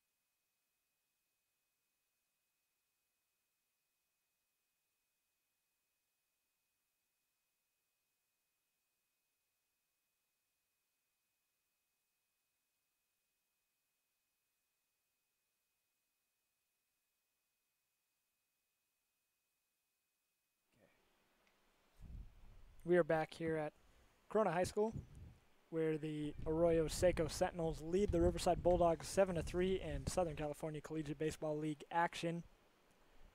We have a new pitcher and a new catcher for Arroyo Seco here in the bottom of the sixth. Taking over on the pitcher's mound for Jarrett Weiss is number 31, Jeff Oakey, and behind the plate for River Folly is Jared Bauer, number 20. And Pearson Loska stands in. He takes a called strike one on a breaking ball, so Oakey will come in and have to face the 3, 4, 5 hitters for the Bulldogs. No easy task. 4-hitter Merkovich and 5-hitter Alex Rodriguez have done damage today, and Loska is capable of doing damage at any moment. The 0-1 pitch misses for a ball low, and so it's 1-1 to Loska, the first baseman. And final line score for Weiss, 5 innings pitched, 5 hits, 3 earned runs, 2 walks, 8 Ks. As Loska hits a ball deep into right field, going back to right field, and that ball is gone. Drew Knight, the opposite field home run by Pearson Loska. That ball just kept carrying. It looked like he just kind of flicked the bat out there for an easy fly ball to right, but you watch the right fielder out there just keep going. That's Colames out there. Keep going, keep going, keep going, and then pretty soon he's at the fence, and that ball goes over. The benefit of playing here at a high school field is shallower fences than most college fields, and so it is 7-4 just like that. Oakey Welcome to the game, Jeffrey Oakey. Comes in, opposite field home run to right field for Pearson Loska, and Max Merkovich now stands in, and he takes a called strike one. One thing about Corona High School, I played a lot of high school games here. There's always, wind's always blowing out, either to right field, to left field, to center field. It's never blowing in. It's always a hitter's ballpark, so as a pitcher, you got to stay down. And Merkovich hits one pretty well to deep center field, and that ball's gone to deep center field, and that was definitely a different home run. That was hit hard on the line to deep center, and it hits the batter's eye out there over the fence. So back-to-back home runs to lead off the inning for the Bulldogs. A great start to this inning, and a new pitcher, Jeff Oakey, a rude awakening. And here comes Alex Rodriguez, who already hit a home run today. And they had Merkovich playing opposite way, and so he hit it to dead center. The center fielder just turned around to maybe play it off the fence, and it went over. Exactly, and with this wind and the heat, the ball is flying today as A-Rod looks at ball one. But Pearson Loska's ball seemed to just keep going over the fence, and Merkovich goes dead center for a home run. And now 7-5 is the score. And Rodriguez takes another ball, so it's 2-0 to A-Rod 2.0. A-Rod had a no-doubter in the first inning. And he takes another ball, so it's 3-0. So Oakey has come into the game and not done too well. And first baseman Slattery will go over to talk to him for a second. He's given up 2 home runs to the first 2 batters he's faced, and he fell behind the third hitter 3-0 in Alex Rodriguez. 9 hits for the Sentinels, 7 for the Bulldogs. And there's a called strike at the knees, not the best pitch to hit, so and with a 3-0 count, he definitely just looks at that one. And it's now 3-1 to Rodriguez. Oakey steps off, readjusts, steps back onto the mound. He's pitching from the set, even with nobody on as well. And here comes the pitch, and it is hammered down the third base line for at least a base hit. He's trying for second, and he will get there standing. So A-Rod, after hitting a home run in the first inning, gets a double here, and Oakey has yet to get anyone out. Yeah, Oakey's up 3 extra base hits. Really working up in the zone. And, you know, with the wind like it is, you have to work down. You can't leave the ball up. And right there, another ball up, elevated, and A-Rod just turned on that one, ripped it right down the line for a double, and still 0 outs in the inning. That'll bring up Joel Avina, the catcher. Avina would love to keep this rally going. The first pitch to him misses in the dirt. A good block by Bauer there, the new catcher, to keep Rodriguez at second base. 7-5, Arroyo Seco leading the Bulldogs. It was 7-3 to start this bottom of the sixth, but after back-to-back home runs from Loska and Merkovich, it is now 7-5. And a breaking ball fools Avina. He swings through it. 1-1. 3 errors on the day for the Bulldogs, 0 for Arroyo Seco. A helicopter flies over the field. And the 1-1 pitch is a ball that just misses low and outside. 2-1 to Avina. Rodriguez standing at second base. It's 7-5. Arroyo Seco was 7-3 going into the bottom half of the sixth, but 2 solo shots led off the inning and then a double, so still nobody out. And there's a ball in the dirt there to Avina. It's 3-1. 3-1 here. Avina looking to do some damage on this pitch. And he hits it hard up the middle, but it's a line drive caught by the pitcher, Oki. Could have had a double play, but throws the ball over to second base, throws it high, gets past the second baseman covering. And that was a weird play. Rodriguez had frozen because he knew he was out, but it got thrown away, so he was able to get back just in time to second base. So instead of 2 outs and nobody on, we are at 1 out with a man on second base. Still only trailing by 2, and Aaron Halpert, the shortstop, is now up. So another solid contact, that time by Avina, but it was just caught by the pitcher, Oki. First pitch to Halpert misses for a ball. Yeah, great reflexes there by Oki to snag that. It's always scary as a pitcher to get a line drive hit right back at you, but good reflexes to snag it for the first out of the inning. And the 1-0 pitch misses high to Halpert, so it's 2-0, and Oki has not worked ahead like his predecessor, Weiss, did. Weiss worked ahead to almost every hitter. Oki has yet to really work ahead to anyone. And it's 2-0 to Halpert here with 1 out, and Alex Rodriguez standing on second base. And the 2-0 is a breaking ball that falls over the plate for a strike. A great 2-0 slider there. Comes back with an off-speed pitch to throw for a strike, and Halpert didn't want anything to do with that 2-0. Here comes the 2-1 from Oki. And it's chopped over the head of Oki to the second baseman, Smith.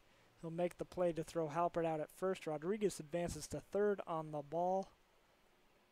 And so there are 2 outs, man on third. Sam Neufeld, the designated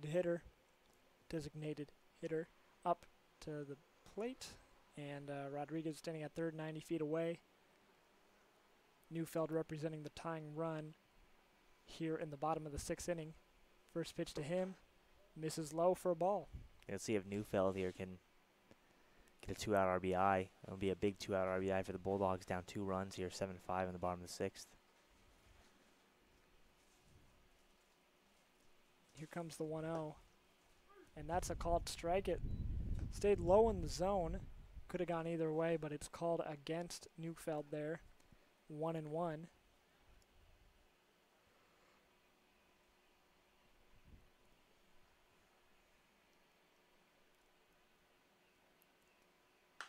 And the 1-1 pitch is fouled back over the backstop. So it's 1-2. Neufeld will have to battle here with 2 outs, man on third base. If Neufeld should reach, the 9-hitter Ethan Watt would bat, already with a hit today. Neufeld takes the 1-2 pitch low in the dirt for ball 2, and it's 2 balls, 2 strikes, 2 outs to Neufeld here. That was a good pitch there by Oki. Nice little off-speed change up in the dirt and almost got Neufeld to swing at it, but held up.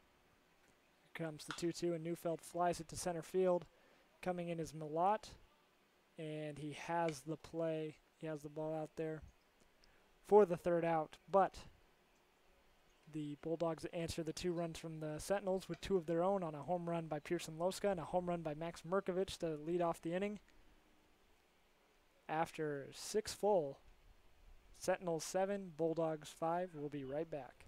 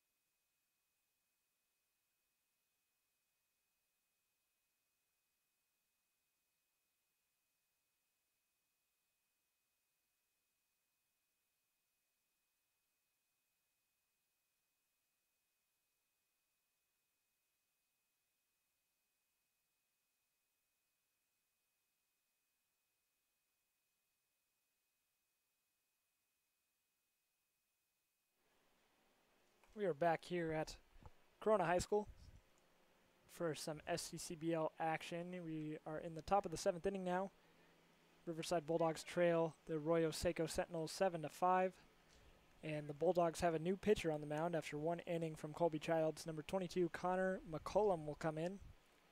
We have seen him come in the 9th inning the last few games, and he's here in the top of the 7th today. And Casey Slattery, the 6-hitter for the Sentinels, will step up. And the first pitch is a called strike for a fastball, or a called on a fastball by McCollum, called strike. So it's 0-1. I was stumbling over my words there, but you get the picture. Slattery, 1 for 3. Second pitch is a ball low. Struck out his last time though, so let's see if McCollum's probably he's only pitched the 9th inning when we've seen him, a 1-inning guy, but I haven't really ever seen him gotten hit up at all. He throws pretty hard, throws about 88, 87, lives around there. The 1-1 pitch is a breaking ball that is called for a strike. A generous call by the umpire there. Hit the low and outside corner to the left-handed Slattery. So 1-2. 7-5, Arroyo Seco leading the Riverside Bulldogs, top of the 7th inning. The 1-2 pitch is called strike 3 on the outside corner. So McCollum comes in and strikes out the first batter he faces. And there's one quick out here in the top of the 7th inning. And that'll bring up the right fielder, Matt Colomes. Colomes 0 for 3 today. Or should I say 1 for 3? After that ball that hit off the runner at third base was called a hit. Yeah. We don't necessarily know if that is a true we were told it was a hit. But we were told it was a hit. The first pitch to him is a breaking ball that misses low. 1-0. I could have sworn that was a fielder's choice if it hits off a batter. Yeah, if a runner gets out when you hit it, even if you reach safely, that counts as an 0 for 1, but yeah. I don't know. Here comes the 1-0. And McCollum reared back and blew a fastball by him. Big cut by Colomes. 1-1.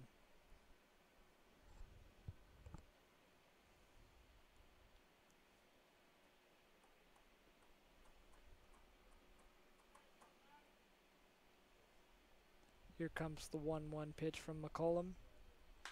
And that ball is fly deep down the right field line, but foul. And it looks like Jesse Villalobos is actually out in right field now instead of Marcelo Arcos. He chased it down for a while, but it went out of play. So for the second straight batter to start the inning for McCollum, it's 1-2.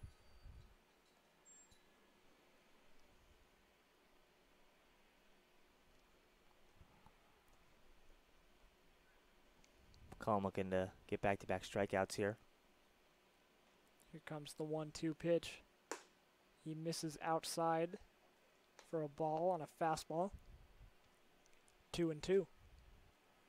Arroyo Seco Sentinels scored 3 runs in the first, 2 in the 4th, and 2 in the 6th. The Riverside Bulldogs scored 3 in the first and 2 in the 6th, though the 4th inning is the difference in the game right now. 7-5. Here comes the 2-2 pitch. McCollum just misses on the outside corner, so it's a ball, 3-2. 1 out here. Matt Colomes, the batter. Yeah, a little battle here is Colomes against McCollum. 3-2. I wouldn't doubt McCollum's going straight to a fastball here. Going to go right after him. Gonna have Colomes to hit his fastball. And he does. He does, and it's grounded into the hole, deep short. Halpert throws off his back foot, not in time and off target a little bit. So an infield single for Colomes. Good play by Halpert to make it even a play. It was in the the 5-hole there. But Colomes beats it out rather easily for the hit. And so here comes, for the first time today, Jared Bauer. He's the new catcher. He took it over for River Folly after Folly came out to a pinch runner. And there's now a runner on first, 1 out. The 0-0 pitch is a curveball that misses high for a ball.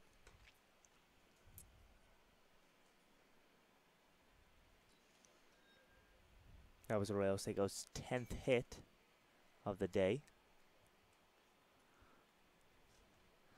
10 hits. Bulldogs have 3 errors today. Seco leading Riverside 7-5. And the 1-0 pitch is a fastball at the knees, called for a strike. 1-1. So the hits have been there's been plenty of hits for both squads today. Here comes the 1-1 pitch. Colomes takes off, and the pitch misses high for a ball, and Colomes steals the base. Yeah, had a really big jump there and stole that base with ease. Not even that close. It wasn't a great throw by Avina, but also I don't know if it would have mattered. I think he stole that off McCullum. McCullum's wind up a little bit, or stretch, a little slow to the plate there. And Coleman has got a huge jump. And now Bauer's got a man on second, 2-1 count. Here comes the 2-1 pitch. It's a fastball in the outside corner for a called strike. So McCullum is painting the corners today so far. 2-2 to Bauer. Colomes standing at second base. Could be potentially the 8th run of the day for the Sentinels. McCullum trying to make sure that isn't the case. 1 out here. Colomes is taking a big lead. And McCullum throws a called strike 3 at the knees for the second out. Generous call by the umpire there, but we'll take it. 2 outs, and the 9-hitter, Nick Atkins, the shortstop, now coming to the plate. His last at-bat, he had a deep fly ball to left center field that K-Berry, the left fielder, made a great running catch on. So now there's 2 outs. Colomes standing at second. And still a 7-5 lead for Arroyo Seco. First pitch is swung on and fouled into the parking lot. Yeah, there's one thing we've learned about this umpire is he really likes that outside corner. It really, maybe even a ball outside off the plate has been called for a strike today. So as a pitcher, you love that. As a hitter, not so much. As a pitcher and as a hitter, you got to learn what the umpire is doing and to try to adjust accordingly. Here comes the 0-1 pitch. After checking on Colomes, he takes off towards third, and that pitch is swung on and fouled again down the right field line. So Colomes just wasted a little bit of energy there as Atkins swings and fouls that one off. He'll have to trot back to second base. Yeah, another huge jump there by Colomes. McCullum either has to come up with some sort of slide step to get quicker to the plate, or maybe keep Colomes a little bit closer, but that big windup, big kick is not helping him in this situation. Colomes takes off again on the 0-2, and once again it is fouled down the first base line. That might have been a ball, but with 2 strikes, Atkins just protecting up there, kind of flicked his bat at the ball. Hit it really hard, but he hit it foul. And so it's 0-2 again, and Colomes has to trot back to second once again. 0-2, 2 outs, 7-5. Seco leading the Bulldogs here in the top of the 7th inning.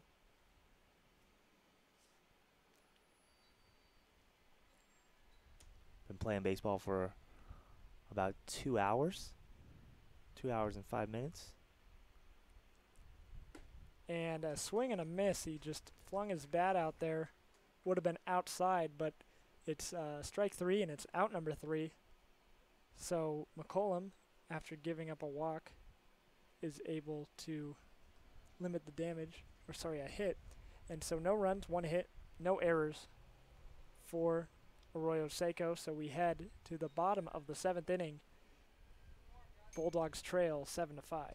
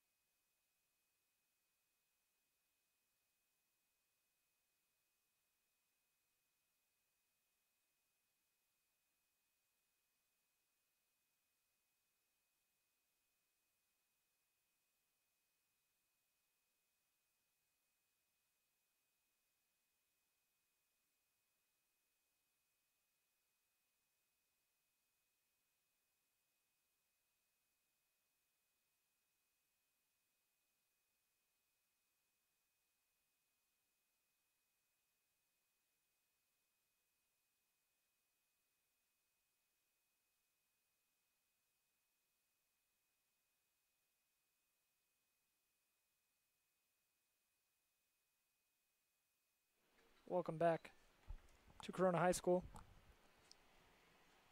where the Riverside Bulldogs trail the Arroyo Seco Sentinels 7-5.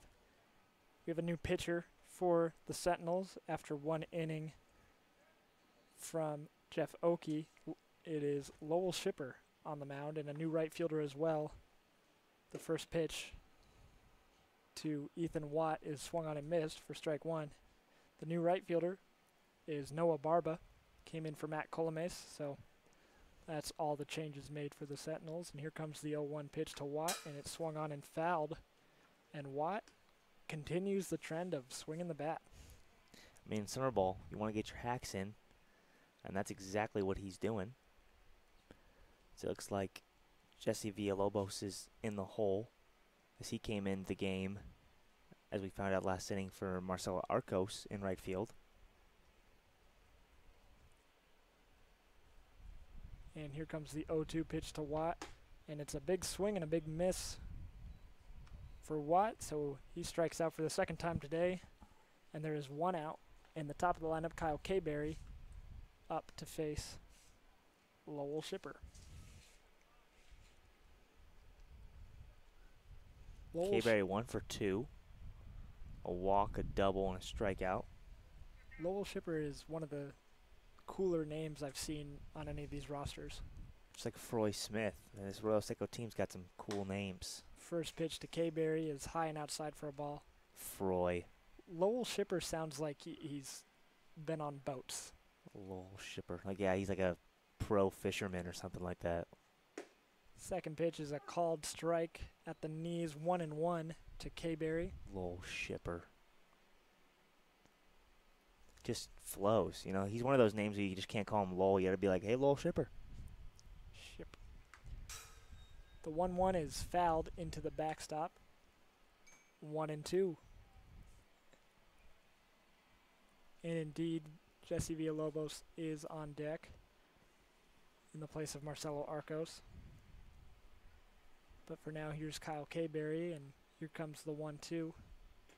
And the ball is in the dirt. It gets past Bauer. No harm with no one on base. 2-2. Game 1 of a doubleheader. We got one more coming out. One more game after this. 7-5. Arroyo Seco leading the Riverside Bulldogs. Bottom of the 7th inning. And the 2-2 pitch is blown by Kayberry. Another high fastball strikeout for Arroyo Seco. And so Lowell Shipper, got to say the whole name, comes in, strikes out the first two batters he faces. And now here's Jesse Villalobos. Number 2, his first at-bat of the game. Took over in right field defensively last inning. Now he's batting for the first time. And the only lefty in today's Riverside Bulldogs lineup. He takes the first pitch for a called strike on the outside corner. 0-1. And Lowell Shipper's really pitching good here in this 7th inning. Going right after these guys already got 2 strikeouts, looking for his third. Villalobos hits it hard, a one-hopper to the shortstop. Atkins throws on the first. Hit it hard, but right to him, so the third out of the inning is recorded. No runs, no hits, no errors for the Bulldogs. We head to the top of the 8th inning. Bulldogs trail 7-5.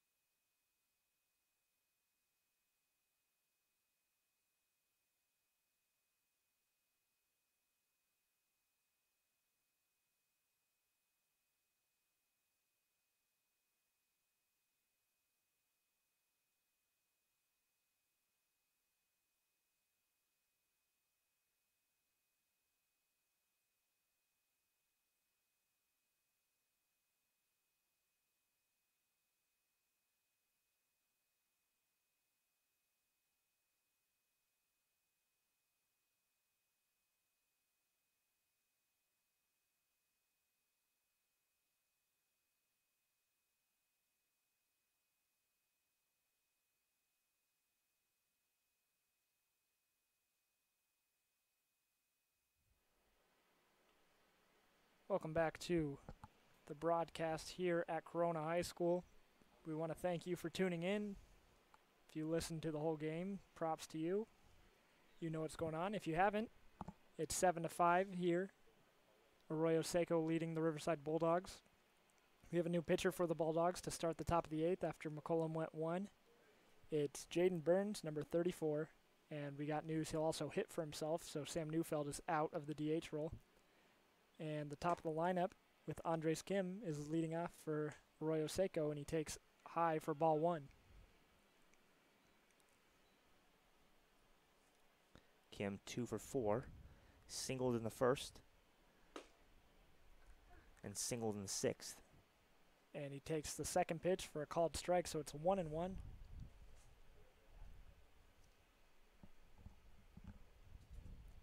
Here comes the 1-1 pitch from Burns. Misses high again for a ball, so it's 2-1. And we've seen Burns pitch before, and when he does miss, he usually misses high. So he's going to have to work down in the zone here, especially with his wind blowing out. A fly ball, they fly out here. And the 2-1 is swung on and missed by Kim, so it's 2-1, or it's 2-2, sorry. And there was a good pitch there down at the knees. Got Kim to swing over it. 2-2 now. 7-5 is the score. Top of the 8th inning. Arroyo Seco leading the Riverside Bulldogs here at Corona High School in, guess it, Corona, California. It's a nice day. It's pretty hot, but you'll take it for playing baseball. And it's the 2-2 pitch misses in the dirt, gets past Avina, so it's a full count, 3-2.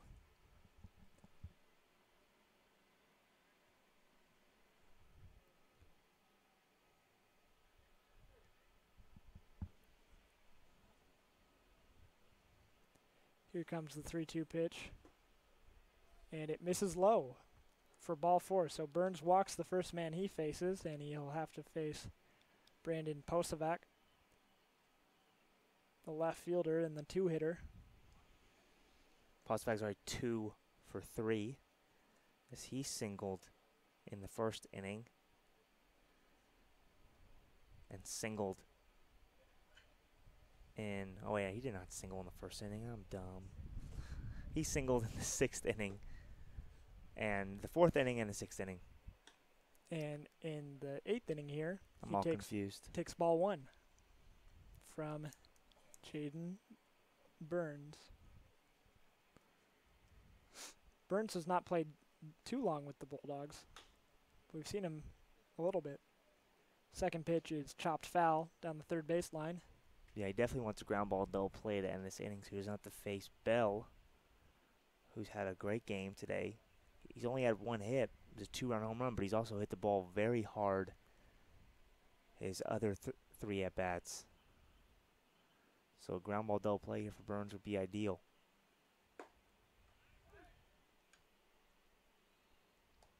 And that pitch is called strike 1-2.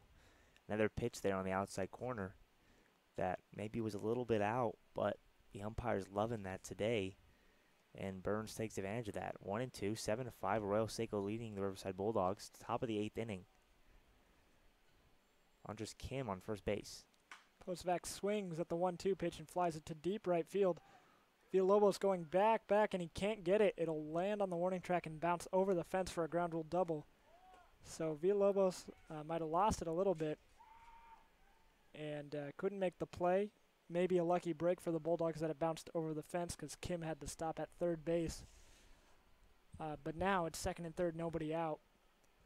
And Brock Bell, the most dangerous hitter in this lineup, coming to the plate.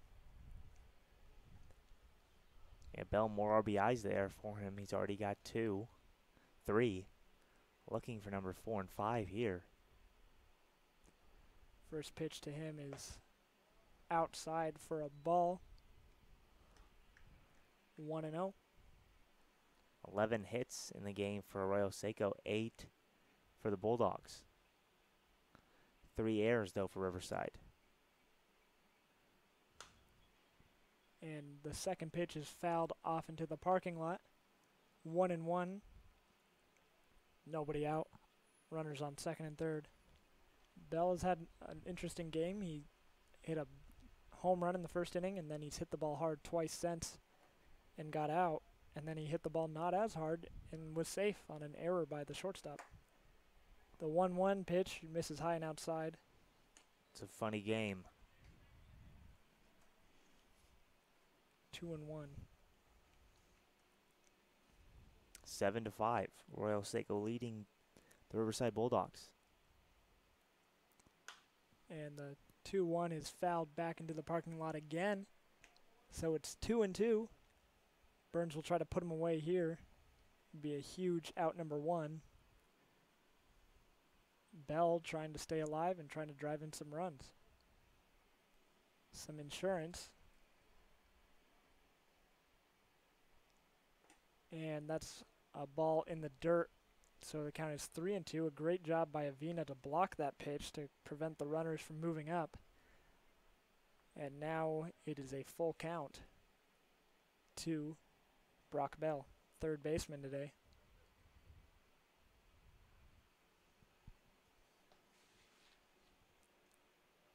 And he smokes one on the ground past Alex Rodriguez at third, and there are the 2 other RBIs that he wanted, as both runners will score. It was a tough play by Rodriguez. I'm going to defer to Mason to see if that was an error or a base hit. Either way, it is now 9-5, Arroyo Seco on top, and Brock Bell is standing on first base. Base hit down the line, hit the ball really hard. Hard play by A-Rod. That ball gets on you really fast, and I guess the best thing he could have done was probably get in front of it, but he tried to backhand it, and it just bounced over his glove. And the first pitch to the 4-hitter Foy Smith is fouled into the parking lot. 0-1. 5 RBIs on the day for Brock Bell. The difference in this game. Bulldogs would be leading if he hadn't driven in those runs. And the second pitch is a called strike on the outside corner. 0-2 to Smith. Burns still looking for that first out of the inning here in the top of the 8th. When this one finishes up, we'll have another one pretty soon after. So check back for the broadcast on that. And that one's chopped up the middle. Halpert can't make the play. Ate him up a little bit. He stayed back on the second hop. Came up on him fast, hit his glove, and rolled out. So everybody's safe. Bell on second, Smith on first. And that'll bring up Johnny Malat, the center fielder. Yeah, second error there by Halpert on the day. And that was just a play where instead of trying to get that second hop, he needs to charge that ball and get that long hop to get that double play. But instead he tried to play back on it and ate him up. And hopefully he can get another one here and pick up Burns, or Burns can pick him up with a strikeout. And the first pitch to Malat is a swing and a miss. Burns through the high fastball. Malat swung through it. And the 0-1 misses outside. A great play by Avina. Snow cone grab out there to keep the runners at first and second. And it's 1-1. 4 errors today for the Bulldogs. And the 1-1 pitch is fouled into the parking lot, so if Burns has done nothing, he's gotten him to hit a lot of foul balls. 1-2. So he's looking for another ground ball here to pick up his shortstop, get a double play. And that 0 outs turns into 2. 9-5 is the score now, after 2 runs come across the score in the 8th. An interesting turn and pitch by Burns. Tried to fool the runners and the batter maybe. Still misses for a ball. Avina tried to back pick to first. Was not in time to get Smith, so it's 2-2. Still nobody out. Johnny Malat up. And here comes the 2-2 pitch. And it misses outside, so another full count. And Burns is going to want this out here big time. He still hasn't gotten anyone out this inning. And he's going to want to try to limit the damage here with Malat at the plate. Here comes the full count, and it's fouled into the parking lot. A last-minute desperation swing by Malat, but he still was able to get a bat on it. and keep himself at the plate. Still 0 outs in this top of the 8th inning. First and second for Arroyo Seco. And that ball is fouled down the right field line. Some solid contact, but he was late on it. So it remains 3-2, and Malott is putting up a good battle against Burns here. This will be Jaden Burns' 27th pitch in the inning. And that ball is chopped hard, but past the dive of Pearson Loska, and they will keep the runners at just one base. So the bases will be loaded with nobody out. And the big 6-hitter lefty, Casey Slattery, is up. And so he got the ground ball he wanted, but it was just in good place for Malott past the dive of Loska. And so Slattery will try to do more damage, add some more insurance runs here in the top of the 8th inning. And he swings at the first pitch and fouls it back over the backstop. So the umpire's probably running low on balls here with all these foul balls going out of play. Hopefully they're going and chasing them down.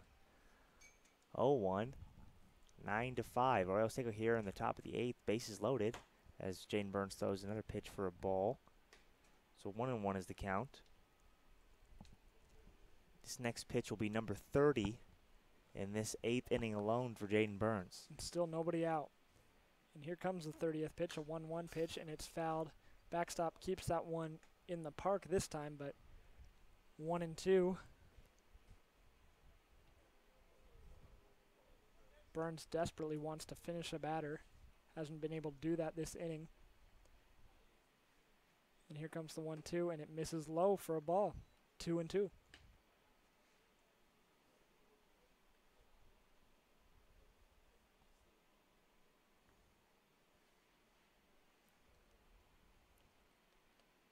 Here comes the 2-2 pitch, and it's flied up into shallow right field in no man's land, but the catch is made by Watt, and he'll throw it into Burns. So no advance from the runners, an unproductive out for Slattery, and a big first out. Yeah, huge out there by Jaden Burns. Now he can get a ground ball, get a double play as it'll be Noah Barba. His first at-bat of the ball game will be with the bases loaded and 1 out. And the first pitch is smoked down the first base line foul towards the dugout of the Bulldogs. So 0-1. This is a big at bat here. Down 9-5. The Bulldogs, the Arroyo Seco Sentinels can really blow open this game with a base hit. The 0-1 pitch just misses hitting Barba here, so it's 1-1. Looked like it might have gotten him, but he was able to successfully avoid the hit by pitch, and here comes the 1-1, and it is hit in the shallow center, and Merkovich comes in to make the play. They test him, and he is safe at home. That's Brock Bell. Merkovich came in on it. Looked like maybe he was surprised that they were running on him. He got the ball in, but just not in time to get Brock Bell. So it's 10-5 now, Arroyo Seco on top. 2 outs now, and runner on first and second. Now it'll be Jared Bauer. He struck out his first at-bat of the game in the 7th and last inning. And now he's back up in the 8th here with 2 outs and runners on first and second. And the first pitch to him is a called strike on the outside corner on a fastball. If I was a pitcher, I would live there all day, Drew. I wouldn't even touch any other part of the plate. The umpire loves that outside corner, and you got to take advantage of that. The second pitch is low in the dirt for ball 1. It's 1-1. Burns is trying to get out of the inning. He's given up 3 runs so far, trying to keep it from getting really out of hand. The runners take off. Avina throws to third. It's offline, so the runners will be safe. That's Smith sliding into third base. Malott at second. So it was a ball on the pitch, so it's 2-1. Now second and third with 2 outs. And Bulldogs are trailing by 5 here. They really want to keep it at that. And the fourth pitch misses for a ball outside. It's 3-1 now to Bauer. On deck would be Nick Atkins. And that's ball 4 in the dirt. So Bauer will take his base. The bases are loaded for Atkins, the 9-hitter. But he has a hit today, and he's made some solid contact. 40 pitches in the inning for Jaden Burns. This will be pitch 41 now, right? Just in this 8th inning. That ball's chopped to third baseman Rodriguez. He'll take the ball to his bag for the 3rd out, but the Arroyo Seco Sentinels add 3 more, and it is 10-5 as we head to the bottom of the 8th inning.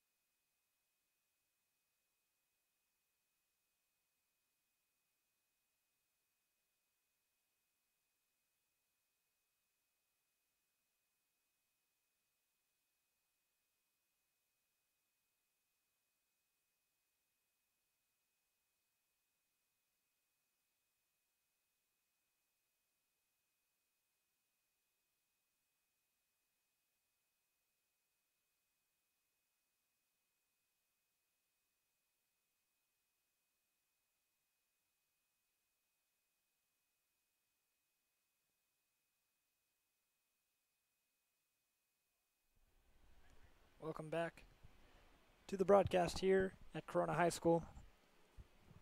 Riverside Bulldogs trail the Arroyo Seco Sentinels 10-5 now. Pearson Loska, the 3-hitter for the Bulldogs, will lead off the inning. Lowell Shipper still in for the Sentinels. It's the bottom of the 8th. When this one finishes up in 3 half innings, we will have another game shortly after between the same 2 teams, so make sure you look for that link. It'll be on the same Twitter account that you found this one. Here comes the first pitch of the inning. Loska takes a called strike. 0-1. Loska hit a home run in his last at-bat, just kept carrying to right field over the fence. And he swings and misses at a breaking ball there. 0-2. And Shipper, he doesn't throw very hard, but he's got a lot of movement on his fastball. Because he comes down like kind of in a 3/4 slot. But because of that, there's a little bit of movement. Kind of throws off the hitter. Loska grounds it hard, but right to the third baseman Bell, who throws on to first in time to get him. And that's the first out of the inning here in the bottom of the 8th. And now Max Merkovich is up, and he also hit a home run his last at-bat. And that one was more of a laser to dead center, and it's 360 to dead center. And he hit it well over the fence there, so that was a bomb. Here comes the first pitch to Merkovich. And it hit him. He tried to get out of the way. Didn't make the call right away, but it did indeed get him somewhere on, looked like around the hip maybe. Skimmed by, and he'll take his base. And that'll bring up Alex Rodriguez, another batter with a home run today. His came in the first inning. Loska, Merkovich, and Rodriguez all have home runs today. Loska and Merkovich went back-to-back in the 6th inning. A-Rod hit his in the 1st inning. 10-5. First pitch is fouled back. 0-1. A-Rod 2.0. He's 2 for 3 today. A home run and a double. Looking to do some more damage here. The Bethesda product. Wearing a different number today than usual. He's wearing number 15. Usually he wears number 21. Not sure what the deal is with that exactly, but I think he forgot his jersey. I don't know how you do that, but. And that pitch misses inside. Almost hit him. He moves out of the way. It's 1-1. 1 out. Merkovich on first. Rodriguez at the plate. Lowell Shipper on the mound.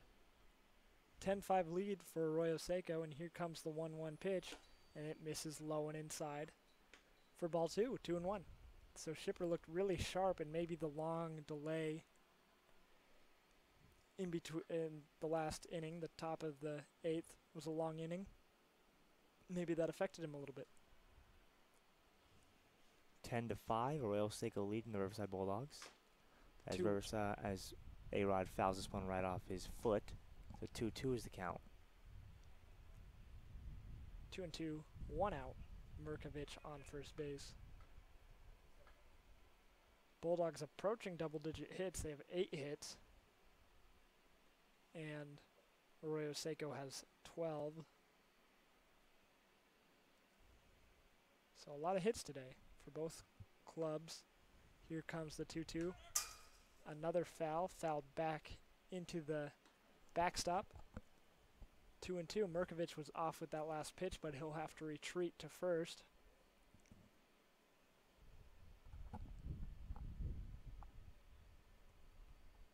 It's a warm day, Corona. Warm might be even exaggeration. It's a hot day. Pushing triple digits, but there is a slight breeze.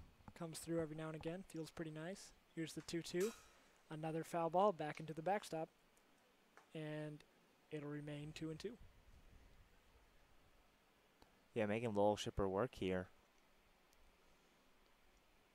Here's A-Rod 2.0. Had some really good at-bats, 2 for 3 today. Merkovich got hit. He's on first.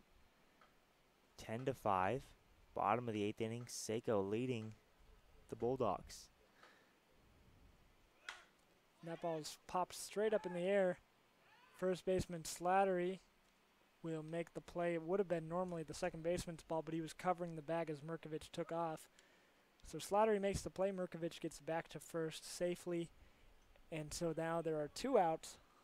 There's a man on first, and Merkovich and Joel Lavina, the catcher, is up here in the bottom of the 8th as the Bulldogs trail 10-5.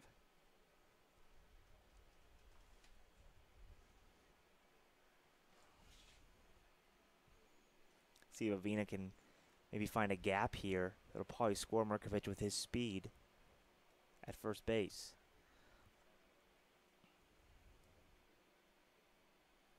Here comes the first pitch. Swung on and he got jammed a little, and he's fouled back over the screen, but definitely not a pitch he was expecting. He looked fooled on that. 0-1 to Avina.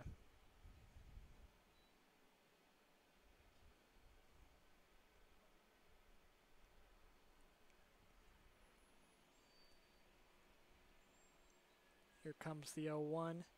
Merkovich takes off the balls in the dirt. Nice play by Bauer to even make a throw on it to make it close, but Merkovich is safe. The combination of Bauer and Smith covering at second made that closer than it could have been, but still Merkovich gets the stolen base. Now Avina with just a base hit will probably score Merkovich to make this a 10-6 game. 1-1 count, 2 outs. See what Avina can do.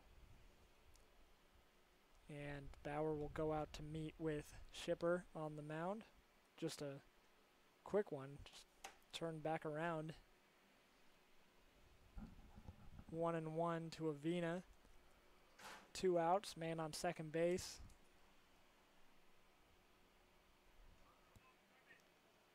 Shipper taking his time. Comes set. And the delivery. Swung on and missed on an off speed. 1-2. Avina finds himself in a hole. 1-2, 2 outs. Merkovich on second. Avina looking here to battle with 2 strikes, get a base hit. Got to start chipping away at this 5-run lead that the Arroyo Seco Sentinels have. And that ball just misses outside. So it's 2-2 with 2 outs. Deuces are wild.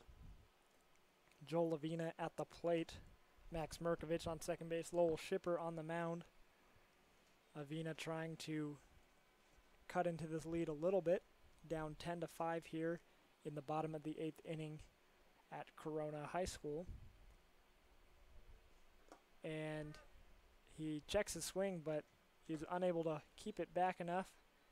Home plate umpire says he went. And that's the 3rd out on a strikeout there. And so after 8 full innings, it is 10-5. Sentinels over the Bulldogs. We head to the 9th right after this.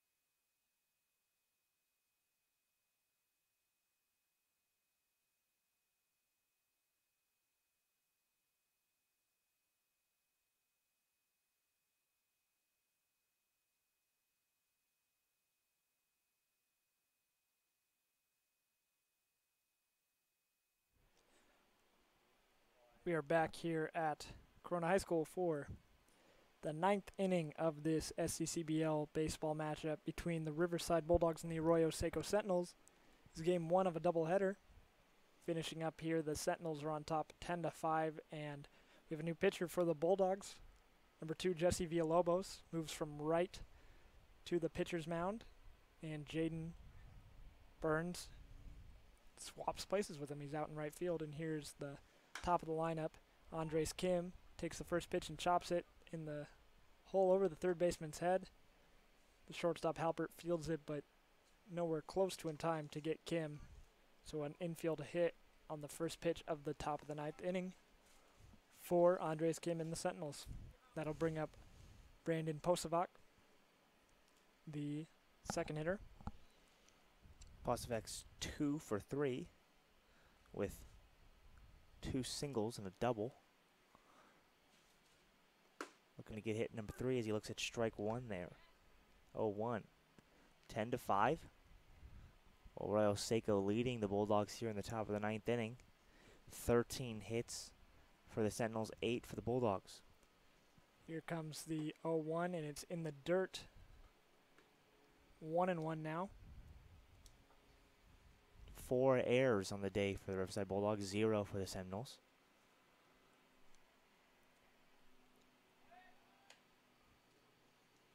And Villalobos checks on the runner at first base, Kim, with a throw over there. Nothing going on. And he's ready to pitch the 1-1. Low again, ball 2, 2-1. Looking to just stay down here, get a ground ball, double play, and have 2 outs an inning. We can get to face Brock Bell with nobody on. That's the ideal play. Brock Bell's been dangerous today. He has 5 RBIs, including a 2-run home run in the first inning. That one's fouled away. 2-2 now is the count. 2-2, nobody out. Here comes the 2-2. Swung on and blooped into left field down the line. That'll fall in for a hit. Kim rounds hard, and it gets by K-Berry for a second. And so Kim gets into third base easily, and Postovac will move over to second. So I think you call that a single in advance on an error by the left fielder. So nobody out in second and third, and that's not the position you want to be in with Brock Bell coming to the plate. Bell has 5 RBIs today. He's hit the ball hard every time but once, and that one time he didn't hit it that hard, he still reached base. And he takes the first pitch high for ball 1. Yeah, 2 for 4 today, 5 RBIs. He's got number 6 and 7 out there, and I mean, we'll have a day, Brock Bell. And he takes a big hack on the breaking ball and misses. 1-1.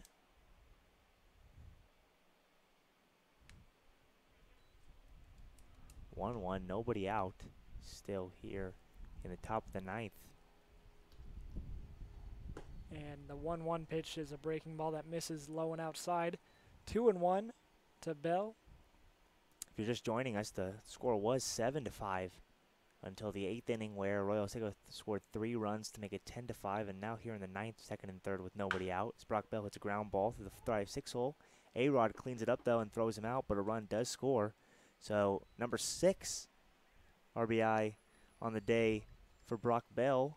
Andres Kim will score, and that'll be 1 out in the inning. Yeah, he hit that. A nice running play to the left of Alex Rodriguez to get the out. No chance to get the runner at home, who was off on contact, but runner on second, Postovac stays there, so man on second, 1 out, now 11-5. Not the worst thing Bell could have done to the Bulldogs. And now Froy Smith is batting, and he takes a first pitch called strike. Breaking ball from Villalobos. Froy Smith 0 for 4 today. 2 Ks and a walk. Reached on an error his last at bat as Villalobos steps off, stares down Postovac at second base. 0-1, 1 out. 11-5. Arroyo Seco leading Riverside. And the 0-1 pitch misses low for a ball. 1-1. It is a hot one today. We are sweating in this snack bar we're in, but I can't imagine if we were standing out in the direct sun.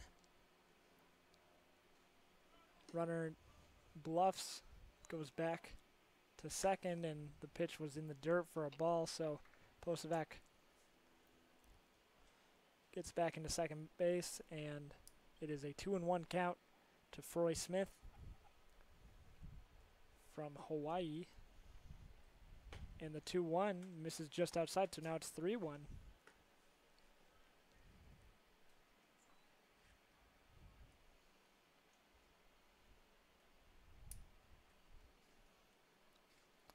3-1, 1 out, man on second in Posovac.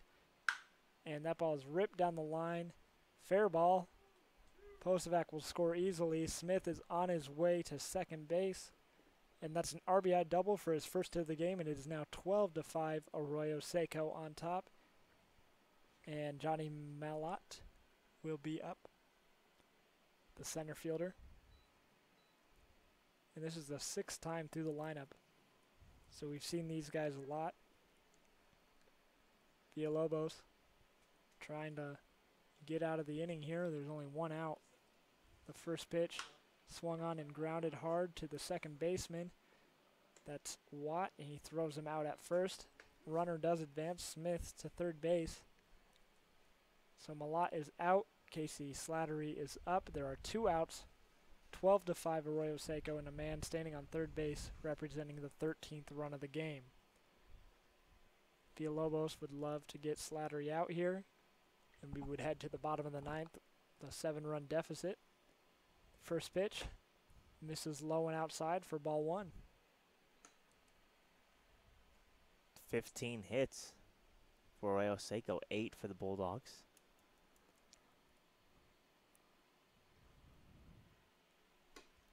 Slattery takes the second pitch for another ball, that time high and outside. 2-0. 2 outs here. Smith is standing on third base. Here comes the 2-0 pitch. Pulls the string on him there, and it's called strike. 2-1.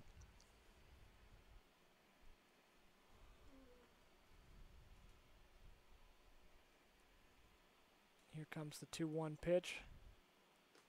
In the dirt, it gets by Avina. No advance from Smith. And it is 3-1. 3-1. Jesse's got to go after him now. He can't walk Slattery.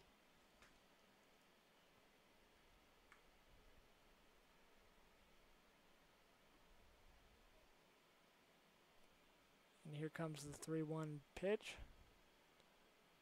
Swung on and fouled back into the backstop.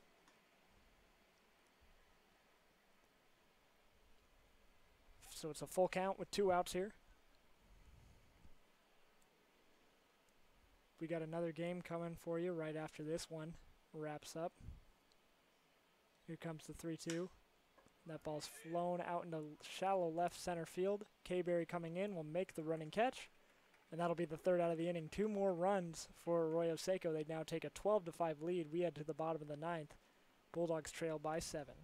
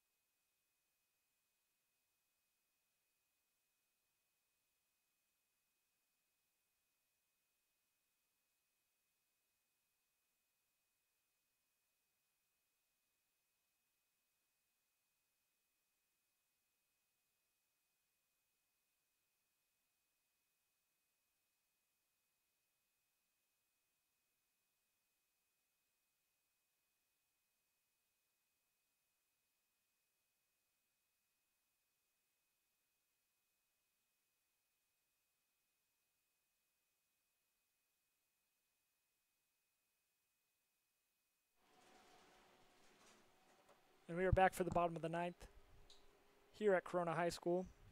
Some Sccbl action. Riverside Bulldogs trail the Arroyo Seco Sentinels 12-5. So they have their work cut out for them, and a new pitcher on the mound for Arroyo Seco, number 25, Race Gardner. So another cool name in a series. And the first pitch to Aaron Halpert is chopped up the middle. And Atkins makes the play and throws him out at first. So a quick first out here in the bottom of the ninth.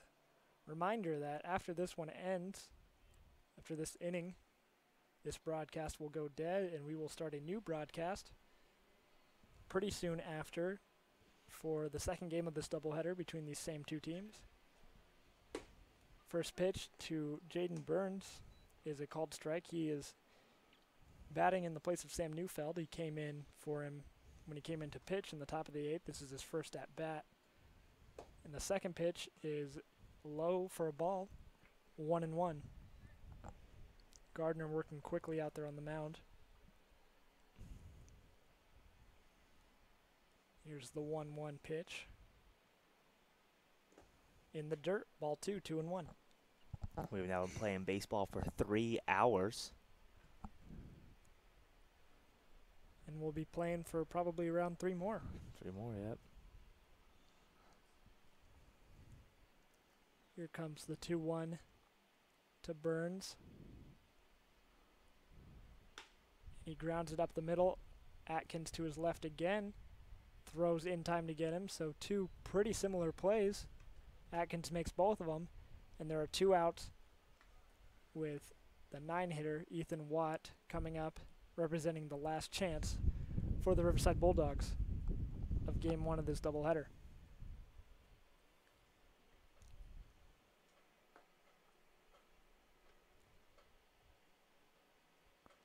Reminder, if you want to watch that game, the link will be tweeted out by Mason Jandro, my partner here. First pitch to Ethan Watt, another swing and a miss, and the wind has really picked up here in the 9th inning. We apologize for the audio that it creates. Here comes the 0-1. And that ball is swung on and fouled into the parking lot, so Watt finds himself down 0-2 once again. He has been behind in the count pretty much all day. Taking his hacks, though, and that's what summer ball's about. As long as you're getting your hacks in and trying to make solid contact. He got 1 hit already today. Looking for number 2. And he takes a pitch there that misses low and outside for a ball. 1-2.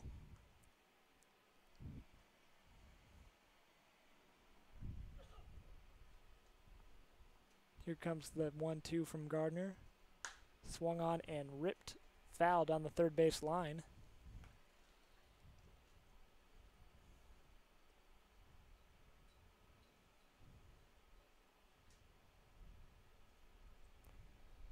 So it remains 1-2, and here comes the second try at that.